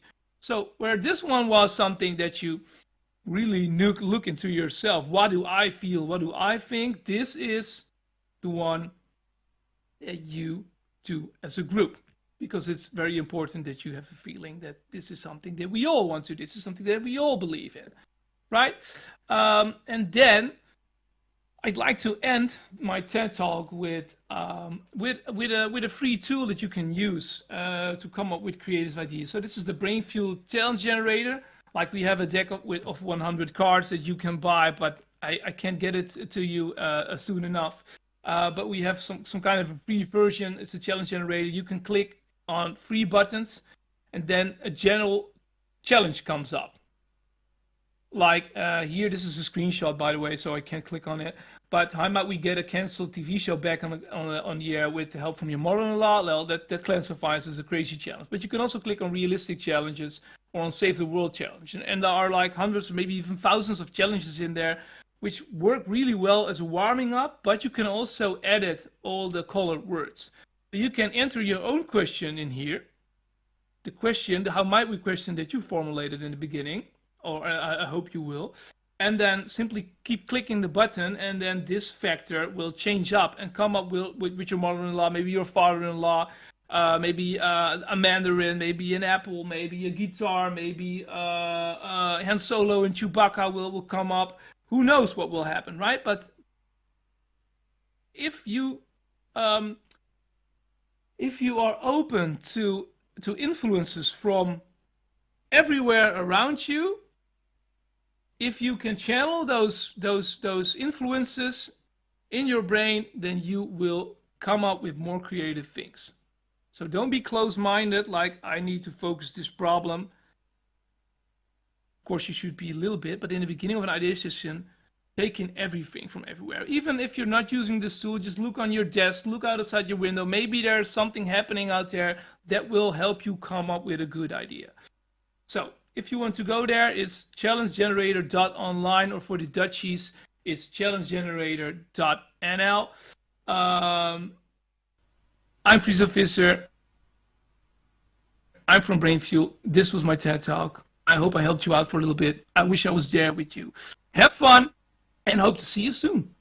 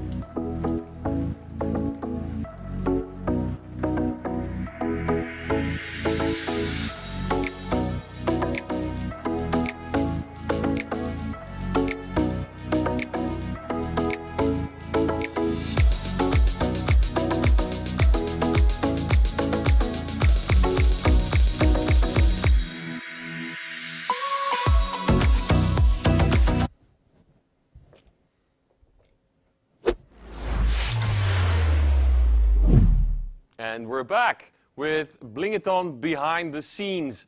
Like I said yesterday, I'm just the top of the iceberg. There are a lot of people working behind the scenes that you'll never see or hear. And one of those persons that you per definition never see because he's standard behind the camera is Jorn. Welcome, Jorn. Yeah, thank you very much, Adri. We are working together a long time, and it's always be a good party to be here. I'm very pleased. We are back. I see you brought some of your equipment that you've been training your biceps with here on our hackathon. Like you said, we've been working for 4 or 5 years with each other, making our challenge movies, making our after movies. The after movie you saw of yesterday was made on the fly by Jorn, which is always a little bit of a stress situation. Yeah, it is. Making these kind of movies on the fly, right? And even today is a little bit more stress because the after movie of today, he has to present that at the finals. Normally, when you make a movie, it'll take days before you have an after movie. Jorn does that in half an hour or an hour. So that's magic, really magic. Tell me something about your company, Smush. Yeah, yes, I'm doing this, I think, 6 years. And it's not only after movies I'm doing also portrait videos. A little bit live streaming. Cool. So there is a little bit more like only doing the after movies. Of course. But it is always good to working on the latest future events. Coming things. So yeah. I've seen you also working for all kinds of companies. I mean, we were at different companies for different hackathons also. There were companies involved, and nearly everyone we visited said, "Ooh, you're making great movies. Can you contact us for more?" So I saw Vapa and I saw all kinds of other companies engaging you. That's great. I mean, there are lots of people looking at content that you make. Yeah, it is because. I think the online world is more the days. How do you say that? It's very rapidly expanding. Yeah, it is. Nearly everything needs to be on the video to let's see what is the company doing. Video presentations are very important, right? Pictures can only say so much, but if the saying goes, one picture says more than 1,000 words, what does a video say? Yeah, it is. Yes. Right, and you saw the pictures in the movie of the mayor we recorded at the Forum in Groningen, which also was Jorn, of course, behind the camera. And it's always a pleasure to see these kind of movies. The hackathons are magic, but I think that Jorn really knows how to hit the spot to make them even more magic. And at a speed which nears the speed of light, I must say. And it takes a lot of experience. I mean, what kind of study did you do to go in this profession? No, it's first in a smart short recap. First, I started with how do you say that? Sport en bewegen. Gymnastic school. Yeah. Yes. And then I was thinking like. What I really want to do further than only sporting. So I studied 3 years ICT. Yeah, IT. IT, and then I was starting in Leeuwarden, and I started with study communication and multimedia design. Okay. So yeah. And then you really found your calling and started in this direction. Yeah, but it started before the studies. So it started more as a hobby, and you grew into it as a profession. Yeah, it is. Yes. Oh, great. I mean, yeah. Well, you started in another field, but hey, life is what happens while you plan something different. Yeah. Right. Well, great. I mean, it's great to see you and what you're doing, because lots of people and all the students and all the participants are looking at the product you're generating, but they never see you. No. Right. So it's very good to have you in front of the camera now and then. We'll do that the next time also. So be warned. And great to have you on board, and great to see how you're doing that, and how you're training your biceps with this monster of a camera. So thank you very much. Thank you very much. Okay. This was behind the scenes. We might have different parties also, and I'll check into that later. Thank you.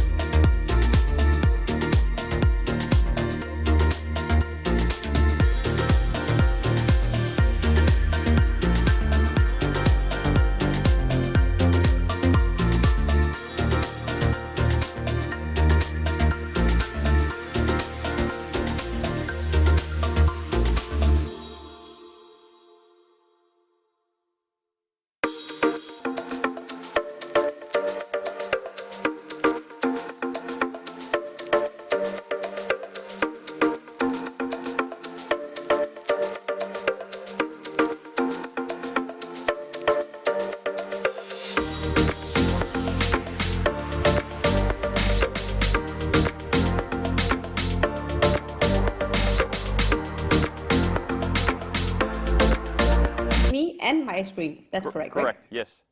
Fantastic.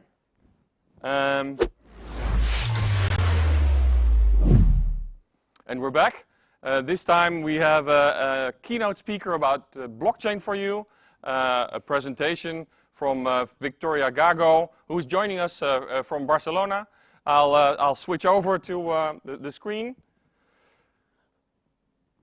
Let's see.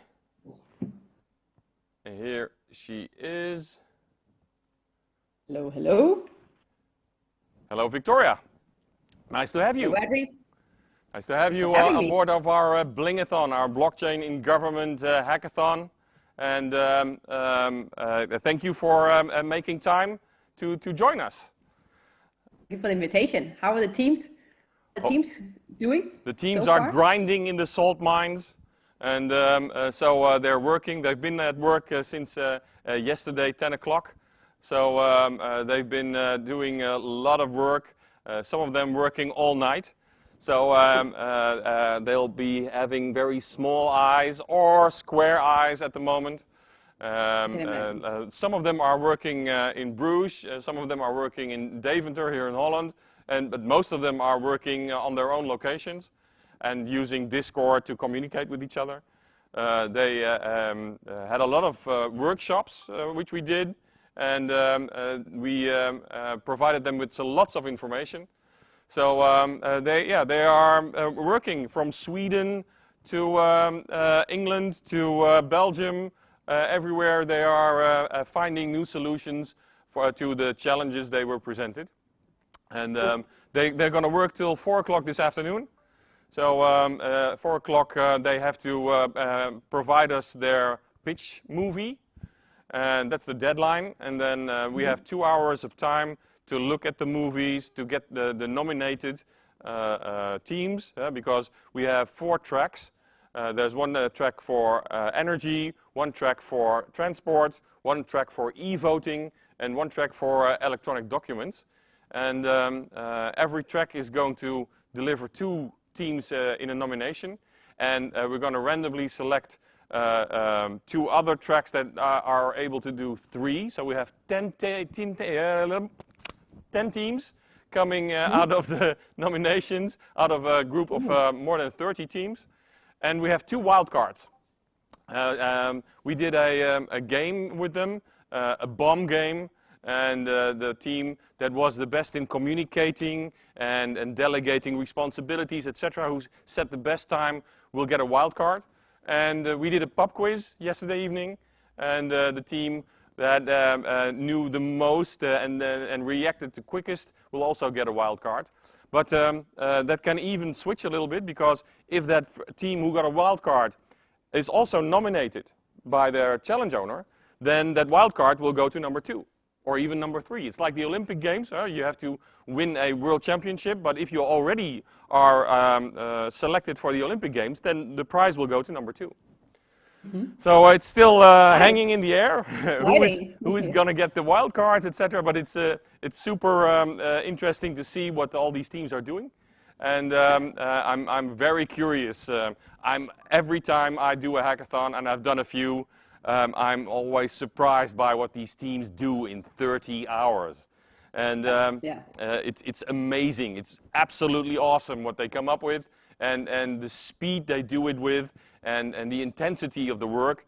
And at the moment they are still in the grind, but I'm absolutely sure when in 2-3 days, when they look back and they see what they made in 30 hours, they will be amazed themselves. Indeed. Well, at the end of the day, I mean, yeah, we all, when we have a bit of pressure, somehow we manage to get things done, right? Yeah, so, but I think the pressure is one of the things that adds to the energy. I mean, because you only have 30 hours, right? You start focusing better and start selecting on what you have to work first, and that even helps. It sounds like a paradox, right? Having less time, then you will be able to do more. But it's what's happening. They are shifting through all the tasks and only doing what has to be done. And, well, amazing things come out of that. So, but Victoria, tell us a little bit about yourself, because I don't know if many people know you, but we would like to know you. Cool. Okay, so I have a slide here explaining a bit about myself.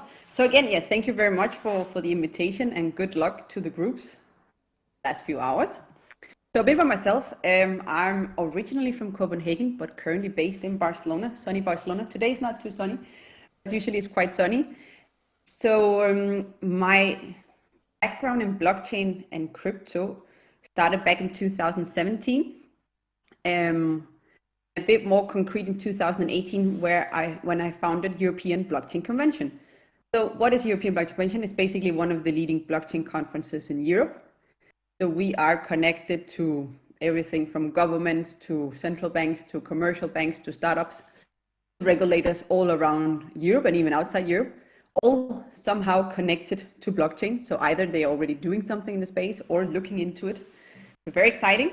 Also this year we launched European Tech School. So it's an online school where we have 2 types of courses. I have a slide on that as well. Besides that, I'm also the director of a master degree in blockchain, taught in Spanish, and also a member of the advisory board of Blockstart. That's a blockchain accelerator funded by the European Commission. And before I got into, not private equity, but before I got into blockchain, I was working in M&A and private equity. So a very traditional financial world. That's a little bit, a very short version of who I am and what I'm doing currently. So should we just get started? I think we can do that, right? That's a yes. Cool. Yeah, so let me explain a little bit more. Yeah, so as I said, I founded together with Daniel Salmeron, European Blockchain Convention back in 2018. We have so far done 5 big conferences. The first 3 ones were physical before COVID, so in Copenhagen and Barcelona. And then lately we've done all our conferences online. Probably next year we'll go back to face-to-face, because I guess we all missed that. But actually the winners of Blingathon will actually have a ticket to our next conference in December. It's taking place from the 13th to 16th of December. So I think it's a great opportunity for the teams to get connected with the whole European blockchain ecosystem and even talk about your projects and your ideas and even, by being the winners, I mean, I'm sure you can connect to some other interesting players in the ecosystem and hopefully continue on your projects. And as I said, also we launched this year European Tech School, also a very exciting project. And when it comes to attendees, I think this evolution says a lot about both our conference, but also like the whole ecosystem. We are expecting for this edition in December, 2,500 attendees. This is quite amazing. I mean, as you probably know, the whole blockchain space is growing. I mean, this year's been absolutely amazing. If you look at the first 9 months of the year, blockchain startups have combined raised, I think it's close to 9 billion or even 10 billion US dollars. Each quarter is basically, in each quarter we're seeing like more and more money is getting raised. So, we're definitely in a very interesting moment. More capital is going into the space, more human capital, right? I mean, with all the money you need to get new team members on board. You need to do new partnerships, you need to get new clients. The whole space is really going, so it's very exciting. And that's also why I think, besides having a really, really cool conference, that's also why we are seeing, the growth in numbers of attendees. Yeah, and as I said, we launched European Tech School, also a very exciting project, because when it comes to education in the blockchain space, there is a lot of like pre-recorded material out there, which is cool, but not always up to date. And also, if you look at statistics from Coursera, probably one of the largest education platforms in the world, they have close to 95% of the students that never finishes their courses. So what we do differently is basically to provide live classes, meaning that even though everything's online, all classes are real time, so you're interacting with the professor and with the other students. So I think this is really something we are adding, which is really cool. Yeah, and our professors are from Consensus, from IBM, Bosch, Renault. So a lot of like well-known companies, but also new players. So it's really cool. It's really a way for the student also to be, you know, in connection and taught by professionals working with the technology on a daily basis. Yeah, and as I said, we have 2 programs. You're very welcome to look into it. But yeah, so today, so what we're going to talk about is EPSI mainly. So I guess many of you have heard of EPSI and the European Blockchain Partnership, but yeah, what I will do is introduce you a bit better what the European Blockchain Partnership is, EPSI, and what use cases they're working on, and a bit like the goals for this project. I think it's a quite exciting project because it's founded by the European Commission in combination, working together with the 27 member states of the European Union, and also Norway and Liechtenstein.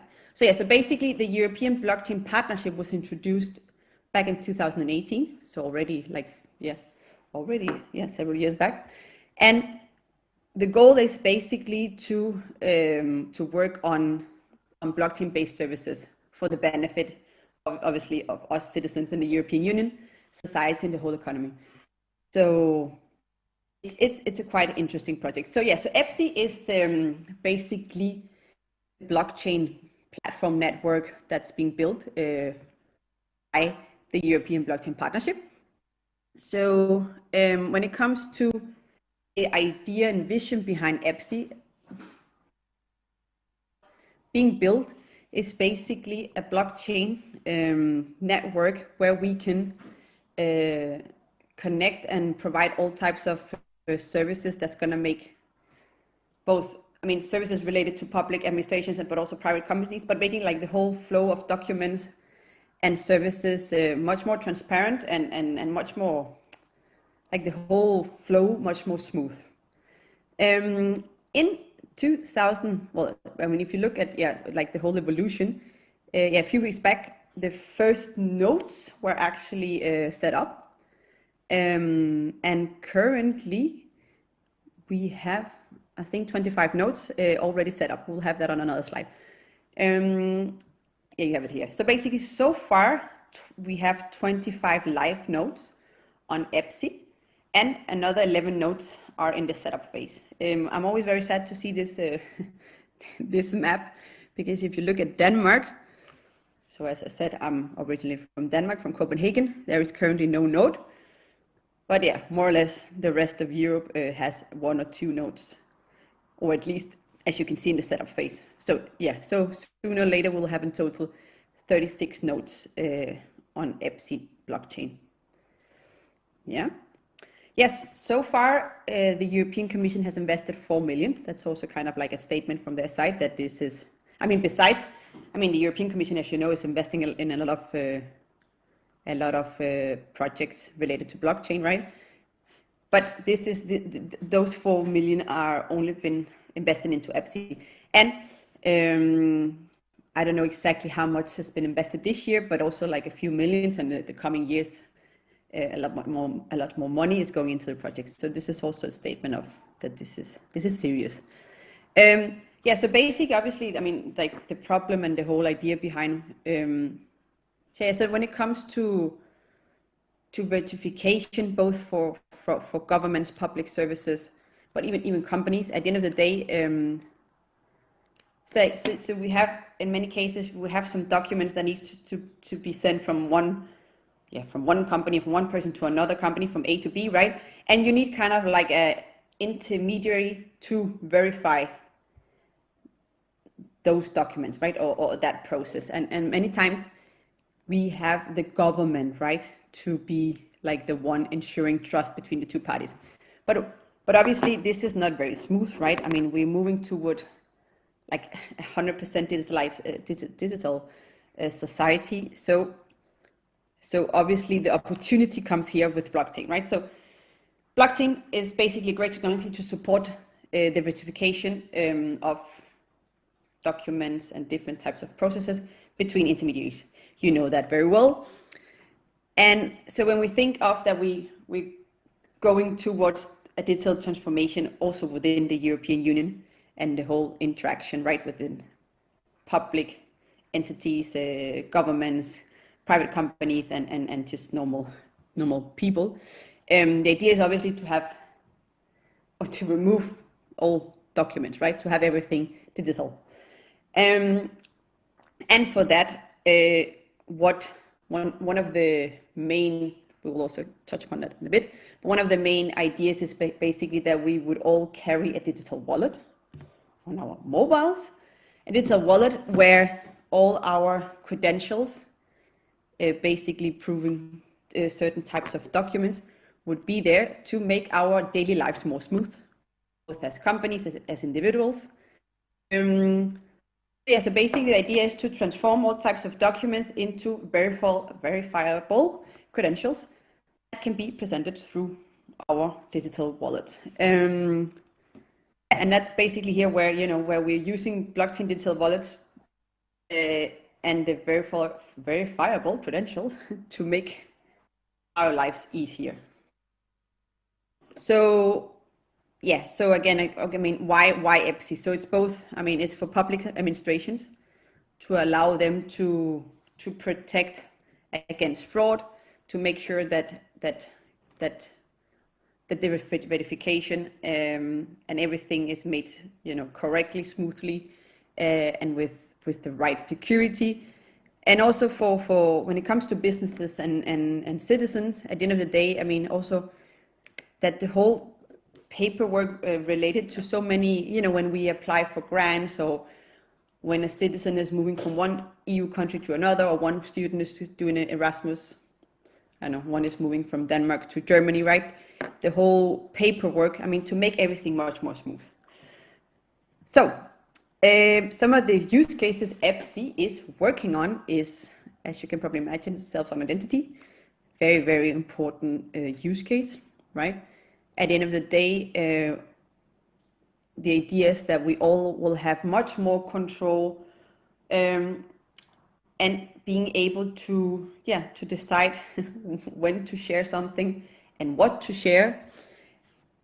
And also, I mean, potentially, even getting rewarded for sharing data, because nowadays we do share, I don't know how much data I'm sharing through my mobile on a daily basis. Well, all of us, right? Constantly with all the apps we're using, with, I don't know, Twitter, LinkedIn, Facebook, whatever, all these applications, we're sharing so much data, right? We do get some free services, that's correct, but we could probably also get a bit rewarded for sharing data. So yeah, so the idea is to have much more control over our identity. So yeah, so basically by having like a digital wallet, as I was saying before, yeah, when you would have to share some documentation with blockchain, you would be able to also share only the necessary data, right? I mean, this is a very simple example, but I don't know, you're 18 years old, you want to go to a club, right? And the only thing you need to prove is actually that you're over 18. You don't need to prove, I mean, you don't need to show where you were born. At least it says, I mean, in my passport, I think in most passports it says the city you were born, right? It doesn't need to tell the club, the passport number, whatever data there is there, right? So the point is, yeah, that you only share, and that we only will share what's needed. When it comes to diplomas also, that's also an exciting use case. I mean, probably many of you have been on Erasmus, or know someone that has been an Erasmus student around Europe. And yeah, at the end of the day, we need to send a lot of documentation from our old university to the new university, and this could be done much more smoothly. It doesn't need to be so complex as it is today. I must also say that I know people that have, how do you say, they've done fake, so like, so maybe they want to get into a certain university and they needed to have like certain grades in some subjects. So they've like even, cheated by, sending over some fake diplomas.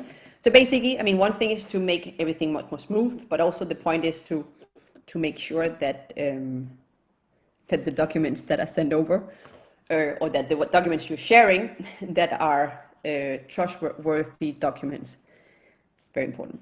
Yeah, and then again, I mean, when it comes to traceability, you probably also all know how blockchain can provide value when it comes to traceability. Again, here it comes more to thinking of documentation and yeah, all types of processes. In this case, there's an example here for entrepreneurs. I mean, you want to set up a company, maybe in another European country. You want to apply for funding, and again, you need to manage a lot of documentation, register a lot of documentation. So this is also a very important use case that we will see more on, but that BEPC is working on. And then when it comes to to the whole data sharing, in this case, so one of the examples is here VAT.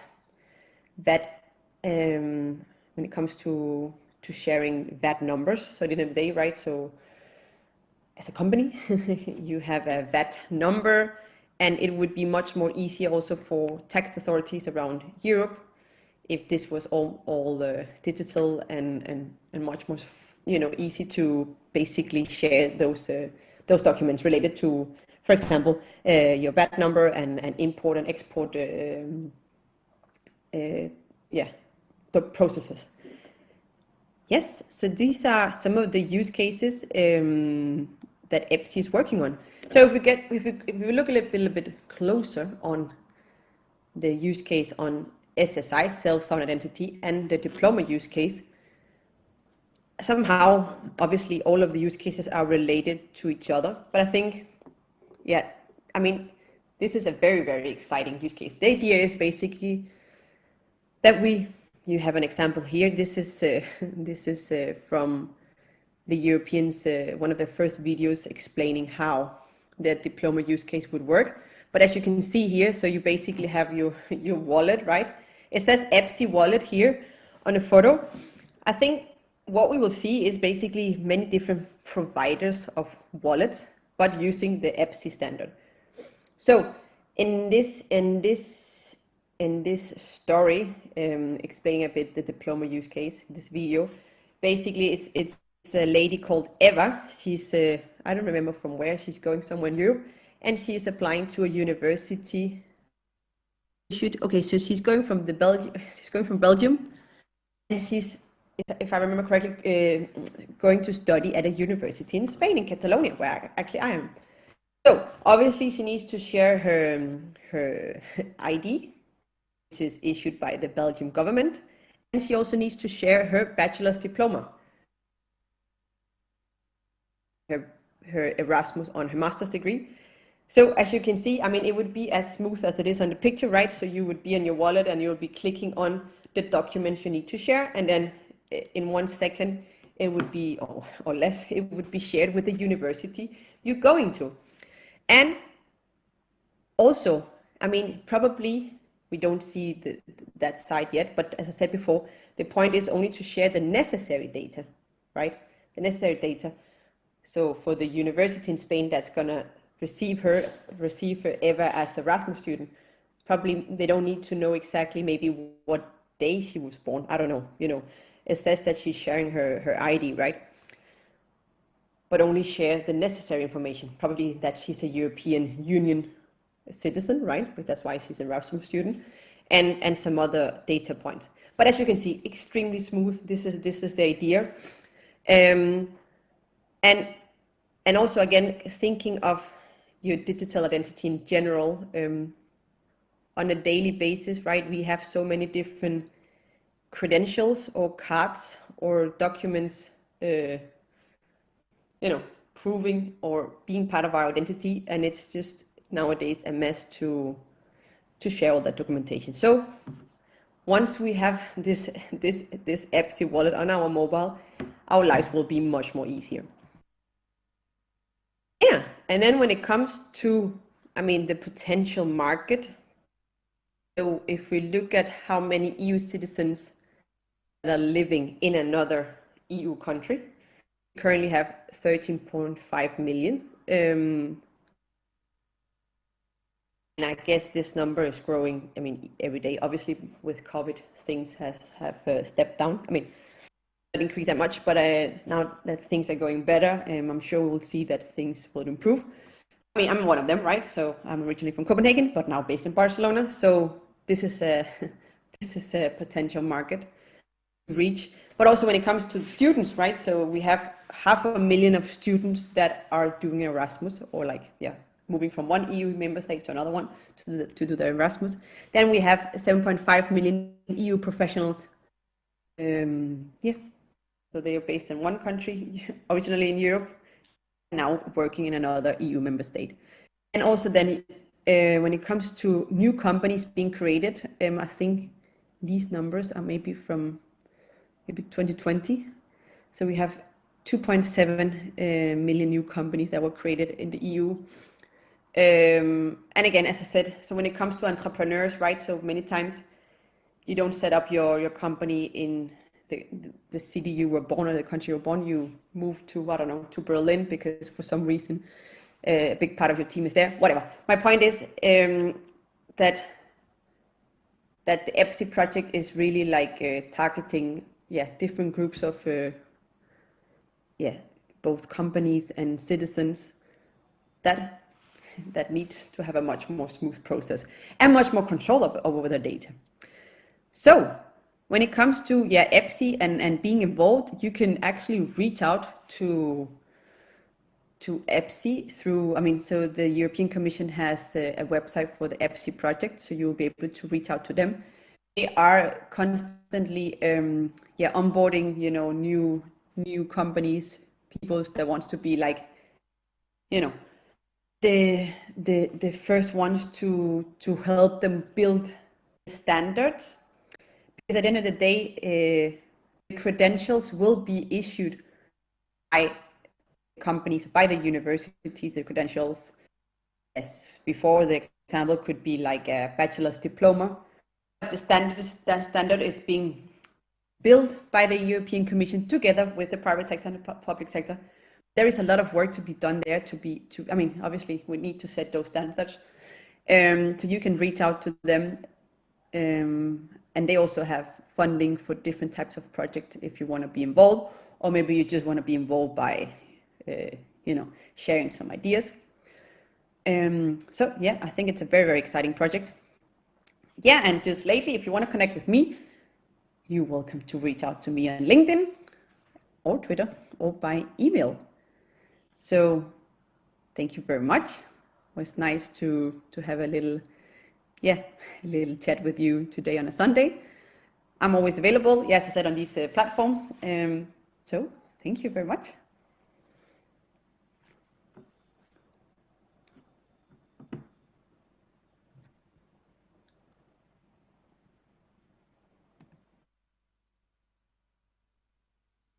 I cannot hear you now, Adri, but... Maybe my technician, can you hear me? Now you can, okay. Very brave of you to put all your contact information in like that. You will become very popular in this group. Well, I mean, I know everyone is in the blockchain space, or at least want to be there, so I guess it's like, it's the right people to be connected with. Yeah, that's true. Yeah. That's true. We got a lot of people here working on this kind of applications. You talked about the documents. Well, one of the tracks is the token project, which is working on electronic documents to securely and verifiably deliver them. So that's directly linked to one of your topics. So yeah, very, very, very relevant. So exciting, yeah. Absolutely, absolutely. And up to yesterday, Daniel Dussault was in our jury. He had a little family thing going on, so he had to send somebody to replace him. But we had EPSI in the jury, so to speak. Nice. Right. Yeah. So because Daniel, he represents EPSI. He represents Belgium, right? Yeah, he's based in Belgium. Yeah. He's the Belgium lead, exactly. Yeah. Absolutely. Yeah. And the biggest part of our participants are in Belgium. There's a big group nice. in Bruges working on all kinds of tracks, and this is one of them. Very exciting times. I see a lot of similarities with what we are doing here.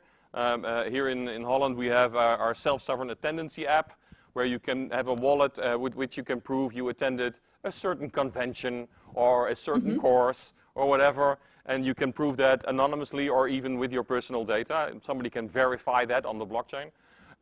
We have a sustainability project where you, as a house, has its own wallet on the Tangle.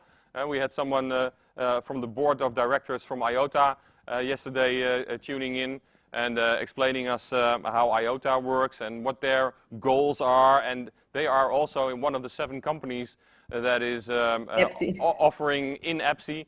So it's a small world in the blockchain space. Well, it is great. When did you get infected with the blockchain virus? Did I get infected? Yes. So as I mentioned earlier, in 2017, early that year, I have my own women's association called Accelerate Network. So what I did there was to combine a lot of like different professional backgrounds, you know, to kind of like learn from other worlds, because I was working finance. Sometimes I felt that there was more out there than just finance. And one of the girls in my association was very techie. So she started talking about blockchain, I think in late 2016, early 2017. I was like, I don't understand anything, anything. But then we have in Barcelona now with COVID, we were canceling, but we have the Mobile World Conference, which is one of the leading tech conferences, fairs in Europe with 150 attendees from all over the world. So in February 2017, Vitalik Buterin, one of the founders of Ethereum, was speaking there. And I remember looking at him, so the room was like completely packed. I mean, people were like literally sitting like on the floor and standing on the walls. I mean, next to walls, because there was no more seats. And I was like, I mean, first of all, he looks a little bit strange. I mean, you know, like with a t-shirt and like very thin. But I was like, he must really be visionary and he must really know what he's talking about. So, I mean, by seeing also that room, it was very impactful. And also, I mean, I just went all in and like my own research. And then I was like, okay, I'm going to try to buy some ethers. And then, yeah, I just read books, articles. Well, not that many books because there was not much to read when it comes to books, but some books. And actually, then I told Daniel Salmeron in 2017, let's create like a big conference where we connect stakeholders, decision makers, startups, the whole ecosystem in Europe. And he was like, nah. And I asked him again in 2018, the year after, and he was like, okay, let's go for it. And thanks to that, we now have like what we have, and we're now working on our 6th edition, very exciting. And we're much bigger than ever, so it's really cool. Yeah, it exploded right after that. And of course, it helped a little bit that some cryptocurrencies went up a little bit. Of course, yeah, you cannot, I mean, at the end of the day, yeah, I mean, it brings attention to the technology, it brings attention to projects. But that's also, I mean, at the end of the day, yeah, speculation, but also positive, yeah. Absolutely. I mean, I lecture blockchain here on the University of Applied Sciences, and half of my students came in through coins, so to speak, right? They were interested in coins, then came into our minor, and then we brought them, well, we evangelized them for blockchain, so to speak. Right, so and we showed them that coins are just a very small part of the whole spectrum, and now 4 teams of them are running in this hackathon also. So they're working on all these tracks. Well, great to hear somebody being enthusiastic about this technology. Of course, we are a little bit biased. Right, we are a little bit more optimistic than the rest of the world. But I really think blockchain is going to disrupt a lot of topics. I totally agree. I mean, I'm 34 today, but in late 90s, I was 13 or whatever, or 12 or whatever. And I'm sure that the people that got into the internet in the late 90s, I mean, there was also a lot of hype and there was also a lot of like, you know, skepticism, right? I'm sure that the ones that got into the internet in the late 90s, I think they've done a quite smart decision. So if you get into blockchain now, I mean, this is the time. Yeah. This is the time. So Yeah, I always tell my students it's very simple. Speculating on cryptocurrency prices can make you very rich or very poor. There's only one really secure way to get rich of cryptos and blockchain. That's to develop. It's like a casino and a bank. They always win, and in this case, the developer always wins. If prices go up or down, doesn't matter. You earn your wage, and the wage in the blockchain space is pretty nice for developers who know what they're doing. Indeed. Yeah, so Indeed. there's a lot more coming. Totally. There's a lot But I more also coming. think, I mean, even by investing a bit, trying to get into the space, you kind of like also start to educate yourself. So you also somehow investing in education, at least by dedicating hours. So at the end of the day, I mean, that's also good. I mean, you're learning, right? You're learning every day. Yeah. So you're growing. That's even one of the mottos we have of this hackathon. I mean, you're trying to push the boundaries of innovation, but you're learning so much in so little time. You're growing so much, and not only in the blockchain space, but also in collaborating and leading a team and etc. So that's why hackathons are very popular. And we really had to turn away participants in the last week because we were full. No more space, right? Well, great, great to hear. We also heard you talking about tickets for the winning teams. Exactly. Yeah. So as I said, yeah, we want to sponsor tickets for the three groups, winner groups, right? And I think this is a great opportunity for those groups, each of the members, to be able to network with the whole, I mean, our whole ecosystem, which is basically based all over Europe and even outside Europe. And also, not just to network, because you can do like one-to-one conversations as we're doing now, but you will also be able to attend 4 days of conferences with really like nice content with CEOs, co-founders, chief this and that, all discussing the latest in the blockchain space. So it's really a place to learn and to connect. And now, I mean, as winners, how cool is it to say, hey, I was just one of the winners of Blingathon, right? I mean, it's really like, yeah. So it's So I'm very happy to be able to sponsor those tickets. Yeah. Great. Well, we have 3 teams, three winners: best design, best overall, and most impact. And the jury is going to determine which are those this evening in a few hours even, right? They still have 2 hours and 20 minutes till the deadline. So tension is rising, I know from experience. Well, great to have you here. Like you said, if they have any questions, they can contact you through the different channels. This will stay on YouTube, so they can look it back. And if they want to see your presentation again, they just rewind and look it up. Well, thank you, Victoria, for making time for us. And on a Sunday. And I'm sure the weather in Barcelona is a lot better than in Holland. So normally today it's a bit grey, but when it's grey in Barcelona, then it rains in Holland. Trust me. And although our participants, they don't care. They're inside, right? I've seen in Bruges, they already they blacked out the windows, and so everybody's hacking like real hackers in a dark space, right? It's great. The atmosphere is absolutely overwhelming positive. Well, thank you. Good luck. Yeah, thank you. I will inform all the participants of the great sponsored prizes that you were providing us. And we'll go on with our regular program. And I'll speak to you another time. You're around. Yeah. Thank you. Fantastic. Thank you, and good luck to all the teams. Thank you. Bye.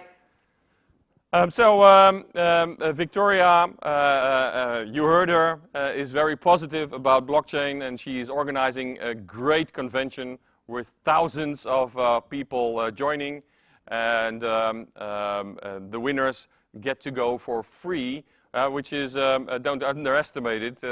I believe the tickets are somewhere from 120 to 170 euros per person. So it's a considerable amount that they're sponsoring. Great to hear of all these things going on in EPSI. We're going to our regular program now, which means you still have 2 hours and 18 minutes till the deadline.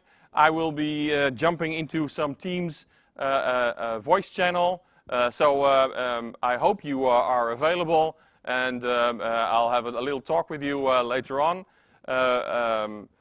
I saw that the teams in Bruges are a little bit less on the Discord.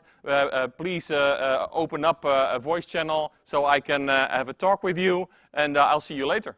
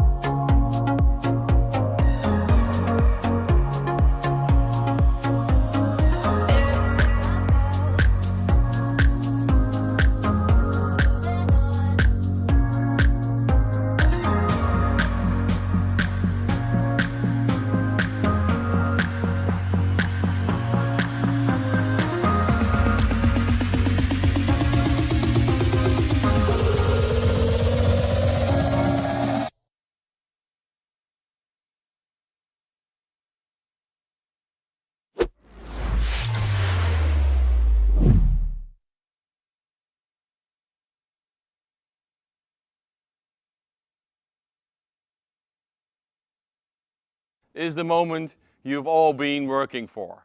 The moment that you have to deliver all your pitch movies, concentrating on all the efforts you did in the last 30 hours. This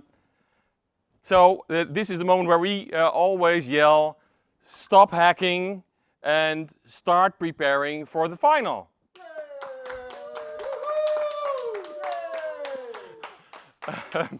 Now the work starts on our side. We are going to look at the movies. We're going to ask the domain experts and challenge owners to select 2 or 3 teams from their track. Every track has 2 nominated teams, and we randomly selected 2 tracks that can nominate 1 extra. So track number 1, Energy Web, can select 3 teams. Track number 2, the one on transport, can select 2 teams. Track number 3, e-voting, can select 3 teams. And track number 4, about electronic documents, can select 2 teams to be nominated for the finals this evening. Now, that are 10 teams together. And then we'll add the 2 wildcards. So the wildcard from the bomb game and the wildcard from the pub quiz. And we'll see which of those 2 might have a nomination in the other tracks also. If they are nominated on their own, then they don't need a wildcard. Then the wildcard will go to number 2 or maybe even to number 3 of the bomb game or the pub quiz. So there are many chances to get into the finals. Like I said, we're going to ask the challenge owners and the domain experts now to look into our gallery, which we will compose in a few moments when we have all your movies together. That gallery will also be available later on. We will publish the URL on Discord. So you can look, until the finals, you can look at all the movies from all the teams and see what your competitors have done. They cannot change it anymore. They have to wait. I will go and start the finals with telling everyone who of the teams got nominated. We'll make a list in which sequence we're going to ask these teams to come to the main stage. Every team has a block of 2 minutes for its movie that we received. We'll play that. Then the jury has 3-4 minutes of questionnaire. So the team captain will have to come to the main stage and answer these questions. Then we'll go to the next team. We'll do 4 teams in half an hour. And we have 3 of these blocks with 5 minutes in between. So the first block will be 4 teams, 5 minutes pause. Then we'll have a block of 4 teams. Then we'll have 5 minutes pause. And then we have the last block of 4 teams. And after that, I will go into jury deliberation with all the jury members. And we will see who will become best overall, best design, and most impact. In the time of the jury deliberation, the gallery will have a voting button. So you and friends and family and classmates, I don't know, can use these buttons to select one team for the audience prize. So we have an audience prize here on the table. And the teams that have the most votes from the audience will also get the audience prize. So the last thing I want to say is good luck to all the teams. I've seen how much effort you put into it and how much work was done. I hope you learned a lot. I hope you made a lot of friends. I hope you met a lot of teachers, coaches, which you will be able to approach in the future. Now your fate is in the hands of the jury, and we will start the finals at 6 o'clock. Maybe you've got family and friends who want to look, so we'll start that with a small introduction. We'll have a new after movie that we will going to show, which also will incorporate what happened today. and then we'll start with the showing of the movies, jury deliberations, and then at about, let's say, 8 o'clock, we will start the award ceremony, and we'll be done. No, it's not 8 o'clock. I don't know. I don't know the timetable by head, but we will do that all. I will see you guys later, and we will do a lot of work now together with the challenge owners and the domain experts. See you later.